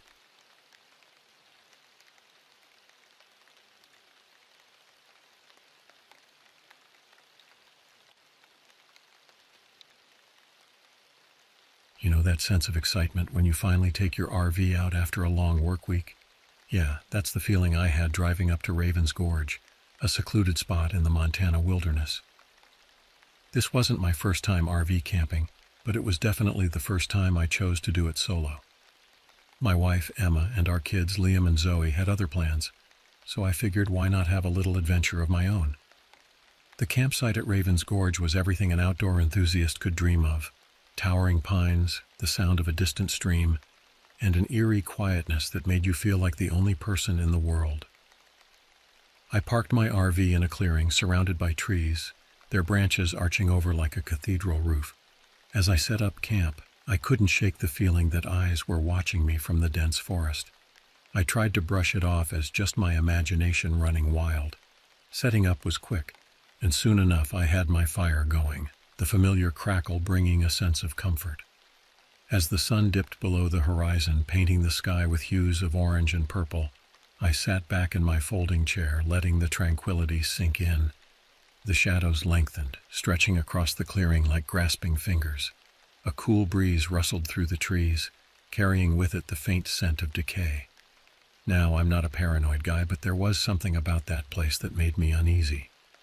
Maybe it was the isolation or the way the wind seemed to whisper through the trees. Still, I tried to brush it off as the typical jitters of being alone in the wild. As darkness fell, the forest came alive with nocturnal sounds, the hoot of an owl, the rustle of small animals in the underbrush, and something else. A sound I couldn't quite place, like the muffled whimper of a child. I shook my head, telling myself it was just my mind playing tricks on me. I decided to turn in for the night, securing the RV and making sure everything was locked up tight. The fire was dying down, and the chill in the air was getting more pronounced. I crawled into my bed, the comforting hum of the RV's heater lulling me to sleep. I woke up in the middle of the night to a strange noise, a sort of rustling sound. At first I thought it might be a deer or some other animal, but as I listened closer it became evident that whatever was making the noise was much closer and far too deliberate to be an animal. My heart started pounding, but I tried to stay calm, reminding myself that I was just being paranoid. The noise grew louder, moving around the RV, scraping against the metal. It sounded like long, sharp nails dragging across the surface. I reached for the baseball bat I kept by the bed, call it a precaution, and tiptoed towards the door. My palms were sweaty, gripping the bat tightly. I felt like a character in one of those cheesy horror movies. But this was no movie. This was real, and the fear coursing through my veins was all too tangible. Peeking through the small window, I couldn't see anything but darkness. The moonlight was weak, barely illuminating the clearing. Taking a deep breath, I decided to step outside, bat at the ready. As soon as I opened the door, the cold air hit me, and my breath formed a cloud in front of me. The rustling stopped abruptly, leaving an unsettling silence. I scanned the area, my eyes struggling to adjust to the darkness. That's when I saw it, a shadow moving swiftly between the trees. It was too fast for me to make out any details, but it was definitely not human. Its movements were fluid yet unnatural, like nothing I'd ever seen before. "Who's there?" I called out, my voice sounding braver than I felt. No response. The shadow seemed to have disappeared, leaving me standing there like an idiot, bat in hand, heart racing. I went back inside, locking the door behind me. Sleep was out of the question now. I sat in the driver's seat, bat across my lap, keeping watch through the windshield. Hours passed and the forest remained silent, but I couldn't shake the feeling of being watched. Just as the first light of dawn began to creep in, I must have dozed off because I woke up to the sound of footsteps. Heavy, deliberate footsteps approaching the RV. I jolted awake, grabbing the bat again and moved to the door. The footsteps stopped just outside. I could hear someone or something breathing, the sound too close for comfort. My heart pounded in my chest as I flung the door open, ready to confront whatever was out there. Standing before me was a figure, tall and gaunt, with a face that looked like it was made of bark and leaves. Its eyes glowed with an otherworldly green light, and where its mouth should have been, there was only a dark, gaping hole. In its hand, it held what looked like a crude spear made from a sharpened branch. "What do you want?" I demanded, trying to keep my voice steady. It didn't respond, just stared at me with those glowing eyes, the spear twitching in its grip. I tightened my hold on the bat, ready to defend myself. The creature took a step forward, and instinct kicked in. I swung the bat, aiming for its head, but it was quick. It dodged, and the spear came slashing towards me. I managed to deflect it with the bat, but the force knocked me off balance. The creature lunged again, and this time I wasn't so lucky. The spear grazed my arm, leaving a burning sensation in its wake. I swung wildly, catching it on the side of its head. It stumbled back, a strange thick liquid oozing from the wound. "Stay back," I yelled, adrenaline pumping through me. But it wasn't done. It came at me again, more ferocious this time. We struggled, the bat and spear clashing in a deadly dance. It managed to pin me against the side of the RV, the spear pressing dangerously close to my throat. In a desperate move, I brought my knee up into its midsection. It let out an inhuman screech, its grip loosening just enough for me to push it off. With all my strength, I swung the bat one last time, connecting with its head. There was a sickening crack, and the creature crumpled to the ground, the spear slipping from its hand. I stood there, panting, blood dripping from my arm, staring at the creature's motionless body. To my horror, it began to disintegrate before my eyes, turning into leaves and twigs that were quickly carried away by the wind. Shaken to my core, I stumbled back into the RV, grabbing my first aid kit to tend to my wound. It wasn't deep, but it burned like fire, and strange root-like patterns were spreading from the cut. Panic set in as I realized this was far beyond my understanding. I needed help, and fast. I tried to start the RV, but the engine sputtered and died. Looking out the windshield, I saw that the clearing was now surrounded by a thick, unnatural fog. The trees seemed to have closed in, their branches reaching towards the RV like gnarled hands. In the distance, I could hear more of those inhuman screeches. My mind raced, trying to figure out a plan. I was trapped in this nightmare, with no way to call for help, and no idea what I was up against. As the fog crept closer and the screeches grew louder, I realized that my solo adventure had turned into a fight for survival. And as the first of many dark shapes emerged from the mist, I gripped my bat tightly, knowing that the real horror was just beginning. As the first of many dark shapes emerged from the mist, I gripped my bat tightly, knowing that the real horror was just beginning. The creatures swarmed around the RV, their twisted forms a nightmarish blend of plant and animal.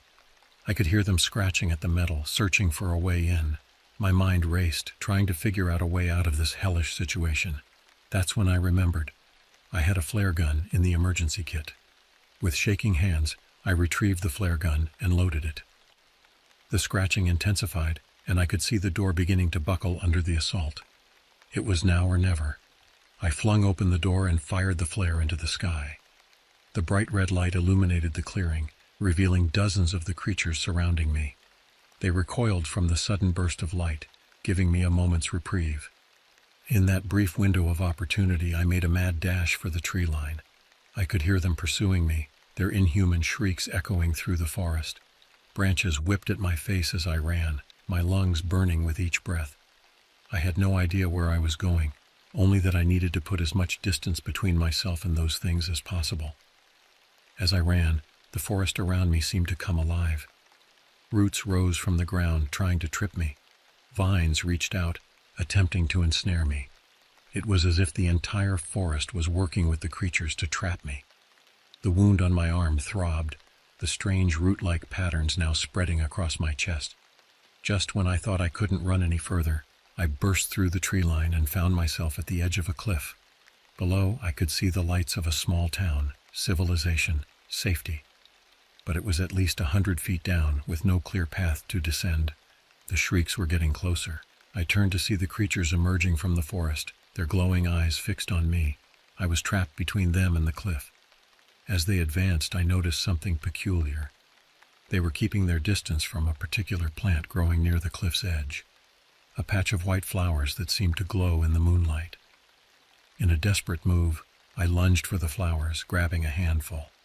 To my amazement, the creatures recoiled, shrieking in what sounded like pain. Emboldened, I waved the flowers at them and they retreated further. I had found their weakness, but my relief was short-lived. The ground beneath my feet began to crumble. The cliff edge, weakened by the creature's pursuit and my own weight, was giving way. In a heart-stopping moment, I felt myself falling, the world spinning around me as I plummeted towards the forest below. I crashed through branches, each impact sending waves of pain through my body. By some miracle, the dense foliage slowed my fall. I hit the ground hard. The wind knocked out of me, but I was alive. Battered, bruised, but alive. As I lay there, struggling to breathe, I heard the sound of voices and saw flashlight beams cutting through the darkness. Human voices. A search party had been sent out after seeing the flare. I called out weakly, and soon I was surrounded by concerned faces. Park rangers, locals, all looking at me with a mix of relief and confusion. They rushed me to the local hospital where I spent the next week recovering from my injuries. The doctors were baffled by the root-like patterns on my skin which faded over time. I tried to tell them about the creatures, about the living forest, but they dismissed it as hallucinations brought on by a toxic plant I must have come into contact with. As I recovered, I learned that Raven's Gorge had a history of strange disappearances and unexplained phenomena. The locals spoke in hushed tones about the forest folk and the dangers of venturing too deep into the woods. Most dismissed these as local legends, but I knew the truth. When I was finally well enough to leave, I found my RV had been towed back to town. Everything was as I had left it, except for a small white flower I found pressed between the pages of my map book. A chilling reminder that what I experienced was all too real. The drive home was a blur. I couldn't shake the feeling that I was being watched, that somehow a piece of that forest had followed me. When I finally reached my house, I broke down in Emma's arms, the full weight of my experience crashing down on me. In the months that followed, I struggled with nightmares and a newfound fear of the woods. I couldn't bring myself to go camping again, much to my family's confusion. The root-like scars on my arms served as a constant reminder of my ordeal. I've since learned to cope, but I'll never forget what happened at Raven's Gorge. Sometimes, on quiet nights, I swear I can hear distant, inhuman shrieks carried on the wind. And when I look out into my backyard, I can't help but wonder, are the trees watching me? One thing's for certain, I'll never take a solo camping trip again. Some parts of nature, it seems, are better left undisturbed. And some stories are better left untold. But I've told mine now, and I can only hope that it serves as a warning to others who might think to venture into the deep, dark woods alone. Because out there in the shadows of the ancient trees, something waits, something that defies explanation, something that hungers. And if you're not careful, you might just become another legend whispered around campfires on dark nights.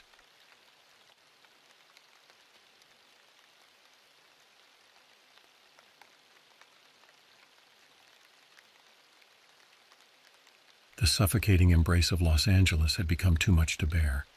The constant drone of traffic, the oppressive smog that hung over the city like a shroud, and the never-ending parade of people. It was all closing in on me. I, Ethan Blackwood, had always been drawn to the serenity of nature.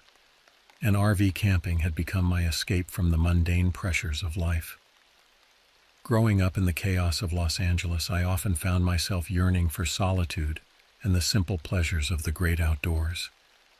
That's how I ended up in the dense forests of Northern California, far away from the noise and pollution of the city. I had a knack for finding the most secluded spots where the only sounds were the whisper of the wind through the trees and the occasional call of a distant bird. As I drove my battered but reliable old Winnebago along the winding forest roads, I felt a sense of anticipation building in my chest. The farther I got from civilization, the more at peace I felt. The towering redwoods and dense undergrowth seemed to welcome me, their ancient presence a stark contrast to the sterile concrete jungle I'd left behind. After hours of driving, I finally found the perfect spot, a small clearing near a crystal-clear stream. My RV looked out of place amid the ancient trees, a modern intruder in this timeless sanctuary. But it was my home for the next few days, and I was grateful for its shelter.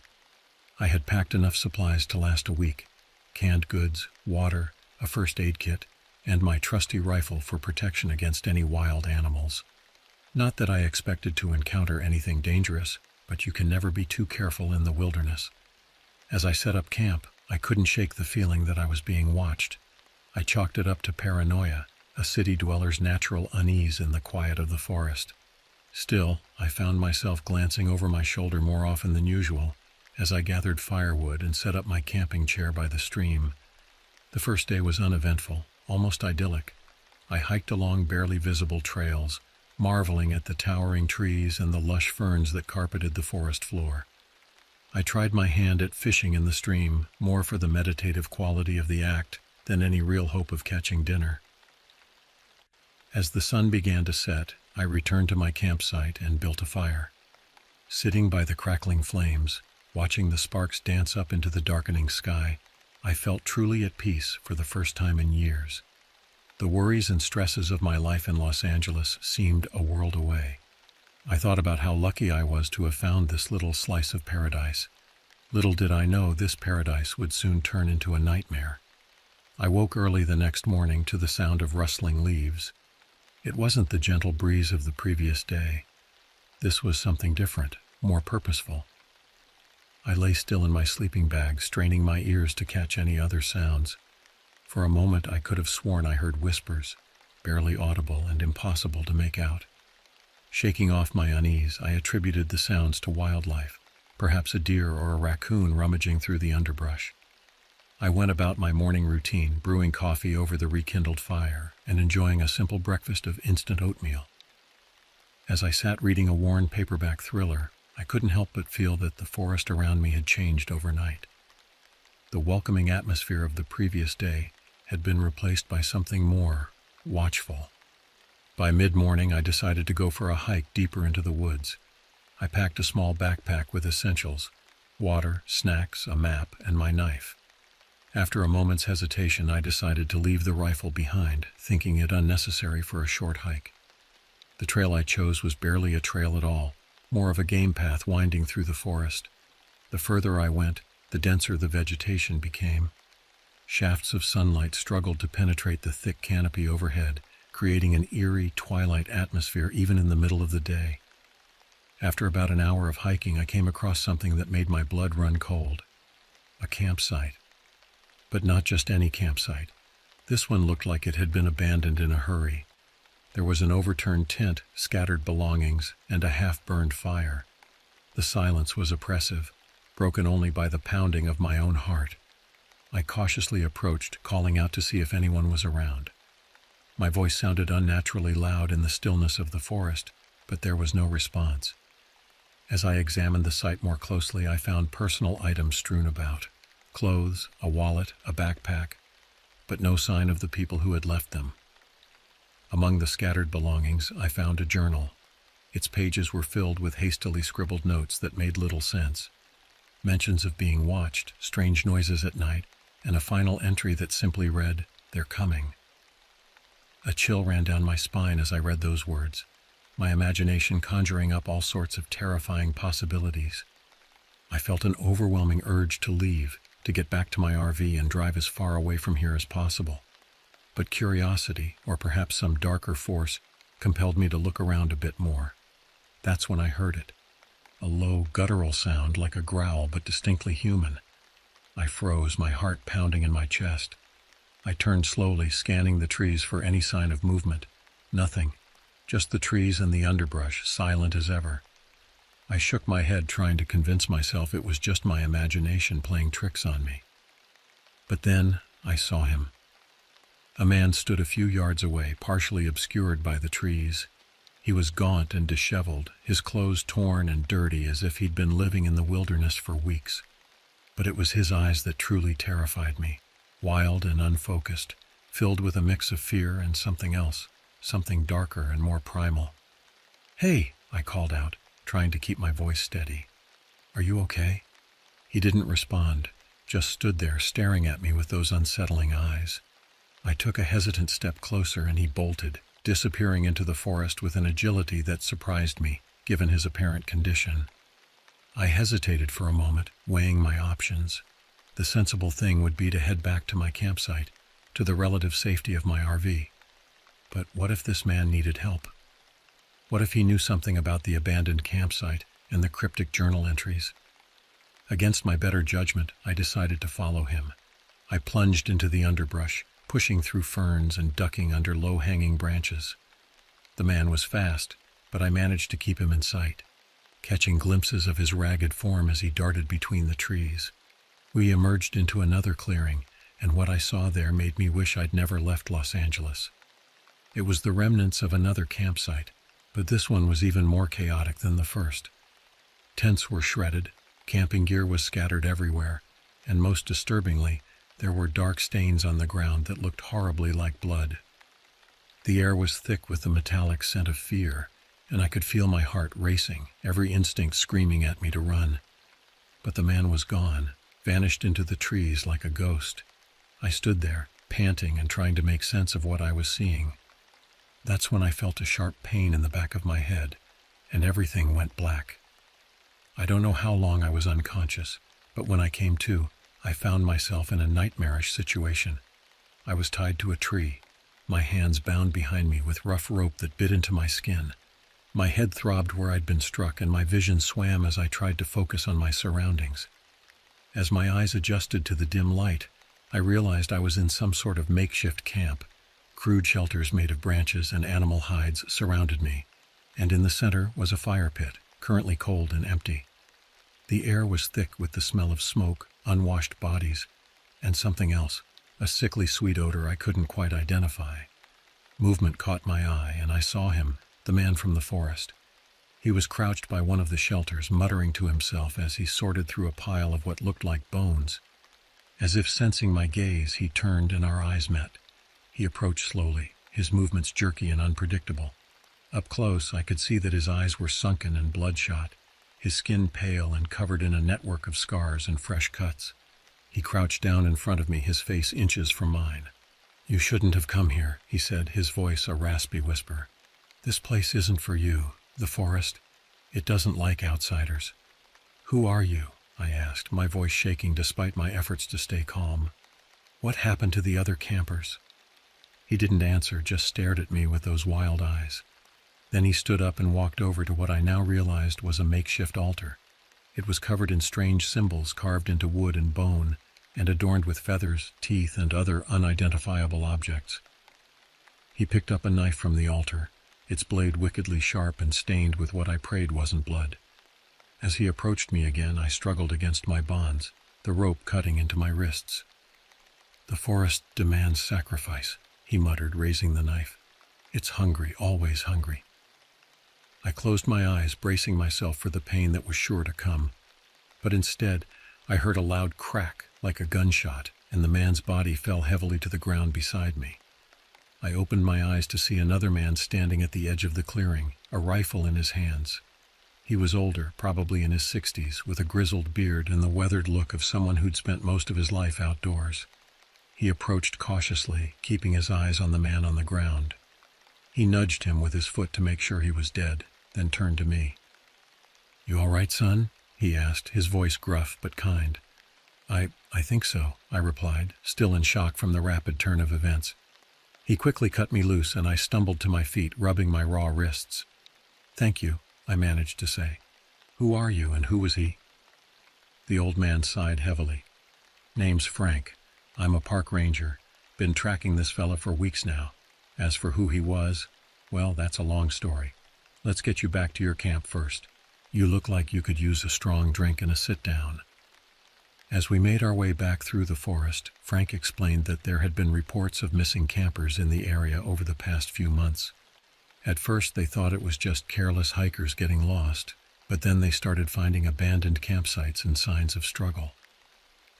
"We knew something was wrong," Frank said, "but we had no idea it was this bad. That fella back there, he wasn't always like that. Used to be a camper himself, name of Mike Holloway. Came out here about 6 months ago and never left. We reached my campsite as the sun was setting, casting long shadows through the trees. I was relieved to see my RV still there, untouched. Frank helped me inside and I collapsed into a chair, my legs finally giving out as the adrenaline wore off. Frank rummaged through my supplies and found a bottle of whiskey I'd brought along. He poured us each a generous measure and sat down across from me. "Now," he said, taking a long sip of his drink, "I reckon you've got some questions, and I've got a story to tell you. A story about this forest and the things that live in it. Things that most folks don't believe in, things that don't show up in any guidebook or nature documentary." I leaned forward, my own drink forgotten in my hand. "What kind of things?" Frank's eyes grew distant, as if he was looking at something far beyond the walls of my RV. "Things as old as the trees themselves, maybe older. They've been here long before we started coming into these woods, and they'll be here long after we're gone. Most of the time, they're content to leave us alone. But sometimes they get hungry." As the night deepened around us, Frank spun a tale that sounded more like something out of a horror novel than real life. He spoke of ancient spirits that dwelled in the oldest parts of the forest, entities that had been worshipped by the native tribes long before European settlers arrived. "These spirits," Frank explained, "they're not good or evil in the way we think of it. They're like forces of nature, powerful, unpredictable, and completely indifferent to human concerns. But they do get restless sometimes, and when that happens, they start to influence the world around them." He went on to describe how, over the years, there had been cycles of strange occurrences in the forest, periods where hikers would go missing more frequently, where rangers and locals would report odd sightings or inexplicable phenomena. "And sometimes," Frank said, his voice dropping to almost a whisper, "sometimes they find someone who's susceptible, someone they can use." I thought back to the wild-eyed man who had held me captive. "You mean like Mike Holloway?" Frank nodded grimly. "Exactly like Mike. He came out here 6 months ago, just a regular guy looking to commune with nature. But something about him caught the attention of the forest spirits. Maybe he was more open to their influence, or maybe he just happened to camp in the wrong spot. Whatever the reason, they got into his head." The ranger described how Mike had gradually changed over the weeks he spent in the forest. At first it was just small things, talking to himself, building strange structures out of sticks and bones. But as time went on, he became more erratic, more violent. "We tried to help him," Frank said, a note of regret in his voice. "Tried to convince him to leave the forest, to get some help. But by then it was too late. He was convinced that the forest was speaking to him, that it needed sacrifices to stay strong." I shuddered, remembering Mike's words about the forest being hungry. "So all those missing campers?" Frank nodded solemnly. "Some of them probably just got lost, but others, well, you saw those campsites, and there were others we found that were even worse." We sat in silence for a while, the weight of Frank's words hanging heavy in the air. Finally, I asked the question that had been nagging at me since he first appeared. "Why are you telling me all this? Isn't there some kind of cover-up? I can't imagine the Parks Department wants this kind of story getting out." Frank chuckled, but there was no humor in it. "Son, I've been working these woods for over 40 years. I've seen things that would turn your hair white. And I've learned that sometimes the truth is the only thing that can keep people safe. I'm telling you this because you need to understand the danger. You need to respect this forest and the things that live in it." He leaned forward, his eyes locking onto mine. "And most importantly, you need to leave. First thing in the morning, you pack up and you drive out of here. Don't stop, don't look back, just go." I nodded, a chill running down my spine despite the warmth of the RV. "What about you, and what about what happened today?" "I'll take care of it," Frank said, standing up. "I've got protocols for this kind of situation. As far as anyone else will know, Mike Holloway was a disturbed individual who tragically died while camping. A cautionary tale about the dangers of going into the wilderness unprepared." He moved to the door of the RV, pausing with his hand on the handle. "Remember what I said. Leave at first light. And if you ever feel the urge to come back to these woods, fight it. For your own sake." With that, he was gone, swallowed up by the darkness of the forest. I barely slept that night, every creak and rustle outside the RV setting my nerves on edge. When the first light of dawn began to filter through the trees, I was already up and packing. As I prepared to leave, I couldn't shake the feeling that I was being watched. The forest that had seemed so welcoming just days ago now felt oppressive, its shadows hiding untold horrors. I moved quickly, breaking down my campsite and stowing everything in the RV. Every so often I would pause, certain I'd heard a whisper on the wind or caught a flicker of movement in the corner of my eye. But each time I turned to look, there was nothing there but trees and underbrush. As I was doing a final check of the area, making sure I hadn't left anything behind, I noticed something strange. At the base of a large tree near where I'd parked the RV, there was a small pile of stones arranged in a deliberate pattern. I was certain it hadn't been there the day before. I approached cautiously, my heart racing. The stones were arranged in a spiral, with a larger flat stone in the center. Carved into this central stone was a crude symbol, a tree with what looked like faces peering out from its branches. For a moment I considered taking the stone as evidence of my experience, but Frank's warnings echoed in my mind, and I decided it was best to leave it undisturbed. Whatever message it was meant to convey, I didn't want to know. With a final glance at the forest that had been my home for the past few days, I climbed into the RV and started the engine. As I pulled away from the clearing, I could have sworn I saw a figure standing among the trees, tall and inhuman, its body seeming to shift and blend with the forest around it. But when I blinked, it was gone. I drove faster than was probably safe on the winding forest roads, not slowing until I reached the main highway. Only then did I feel like I could breathe again, the oppressive atmosphere of the forest finally lifting.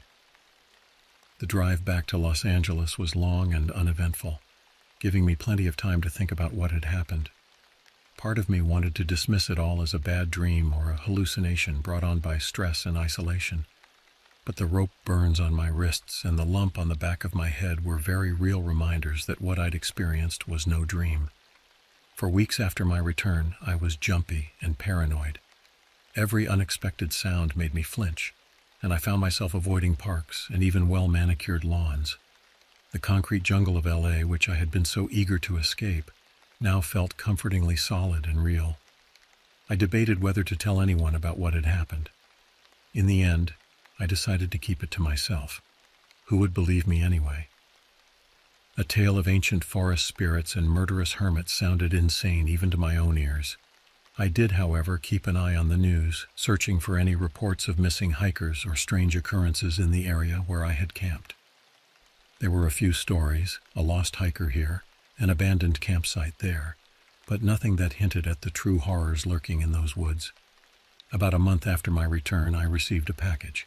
There was no return address, but the postmark was from a small town near the forest where I had camped. With trembling hands, I opened it. Inside was a small, smooth stone, similar to the ones I had seen arranged in that strange pattern. Carved into its surface was the same symbol, the tree with faces in its branches.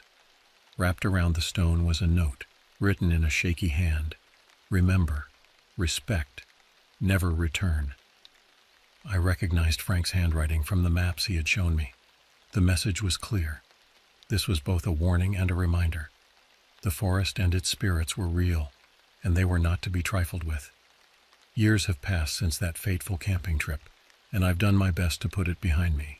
I moved away from Los Angeles, seeking a fresh start in a bustling East Coast city where the tallest things around me are skyscrapers, not ancient trees. I've never gone camping again. The call of the wild that once drew me so strongly now fills me with dread.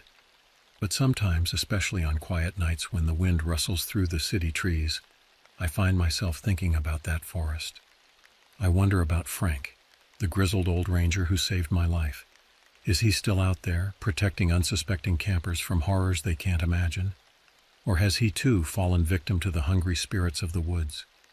And I think about Mike Holloway, the man who had been so thoroughly claimed by the forest. Was he truly gone, or was some part of him still out there, wandering the shadowy paths between the trees? Most of all, I think about the spirits themselves. Are they confined to that one forest, or are they everywhere, watching and waiting from every patch of wilderness? The thought keeps me awake some nights, staring out my window at the city lights and imagining what might be hiding in the darkness beyond. I keep the carved stone Frank sent me on my desk as a constant reminder, not just of the danger I survived, but of the thin veil that separates our mundane world from forces we can barely comprehend. It serves as a warning to respect the wild places of the world and to never underestimate the power of nature, both seen and unseen. Sometimes when I'm alone in my apartment, I could swear I hear whispers, faint and just on the edge of comprehension. In those moments, I'm transported back to that forest, surrounded by ancient trees and watched by hungry spirits. And I wonder, did I ever truly escape, or did a part of me remain there, forever wandering those dark and secret paths? As I sit here, writing down this account of my experience, I can't help but feel that I'm being watched, not by anything in this city, but by something far away, patient and ancient. And I know with a certainty that chills me to my core, that somewhere in a distant forest, the spirits are stirring once again, awaiting their next unsuspecting visitor. Remember, respect, never return. These words have become my mantra, a shield against the lingering whispers of the forest. But even as I repeat them, I can't shake the feeling that someday, somehow, the forest will call me back. And when it does, will I have the strength to resist? Months after I finished writing my account, I received another package. This one was larger, heavier. Inside, I found a collection of journals, their pages yellowed with age and warped by moisture. A note tucked inside the cover read simply, "Found these in an old ranger station. Thought you should have them. F." As I read through the journals, a chill settled over me. They contained accounts dating back decades, all telling similar stories to mine. Campers, hikers, and rangers who had encountered something inexplicable in the forest. Some had escaped, like me. Others hadn't been so lucky. The final entry in the last journal caught my eye. It was dated just a few weeks ago, written in a hand I recognized, Frank's. "I'm getting too old for this," he had written. "Been fighting these woods for too long. It's someone else's turn now, leaving these journals for the next poor soul who needs to know the truth. God help them." The entry ended there. I tried to contact Frank to find out what had happened to him, but it was as if he had vanished into thin air. The ranger station where he had worked had no record of him. It was as if he had never existed. As I sit here now, surrounded by these journals full of forgotten horrors, I realize that I'm part of something larger than myself, a cycle of discovery, terror, and warning that has been repeating for generations. I don't know what compelled Frank to send me these journals, or what has become of him, but I do know this. The story of the forest and its spirits isn't over. It will never be over. There will always be those who are drawn to the wilderness, seeking escape or enlightenment.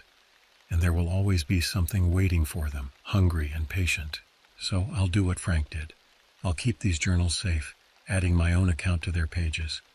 And if someday someone comes to me with wild eyes and a tale of terror from the woods, I'll pass this knowledge on. Because in the end, that's all we can do. Warn those who will listen, and hope that it's enough to keep the hungry spirits at bay. But even as I write these final words, I can hear it, a faint whisper, like wind through distant trees. And I wonder, not for the first time, if the forest has truly let me go, or if it's just biding its time, waiting for the day when I can no longer resist its call. Remember, respect, never return. The mantra echoes in my mind, a desperate prayer against the encroaching whispers. But will it be enough? Only time will tell. Hello, friends. About 70% of the friends who watch my videos are not subscribed, and I would be really happy if you do so. Also, don't forget to hit the like button and leave your comments. Your interaction makes the content reach everyone and contributes to the growth of the channel. Thank you all.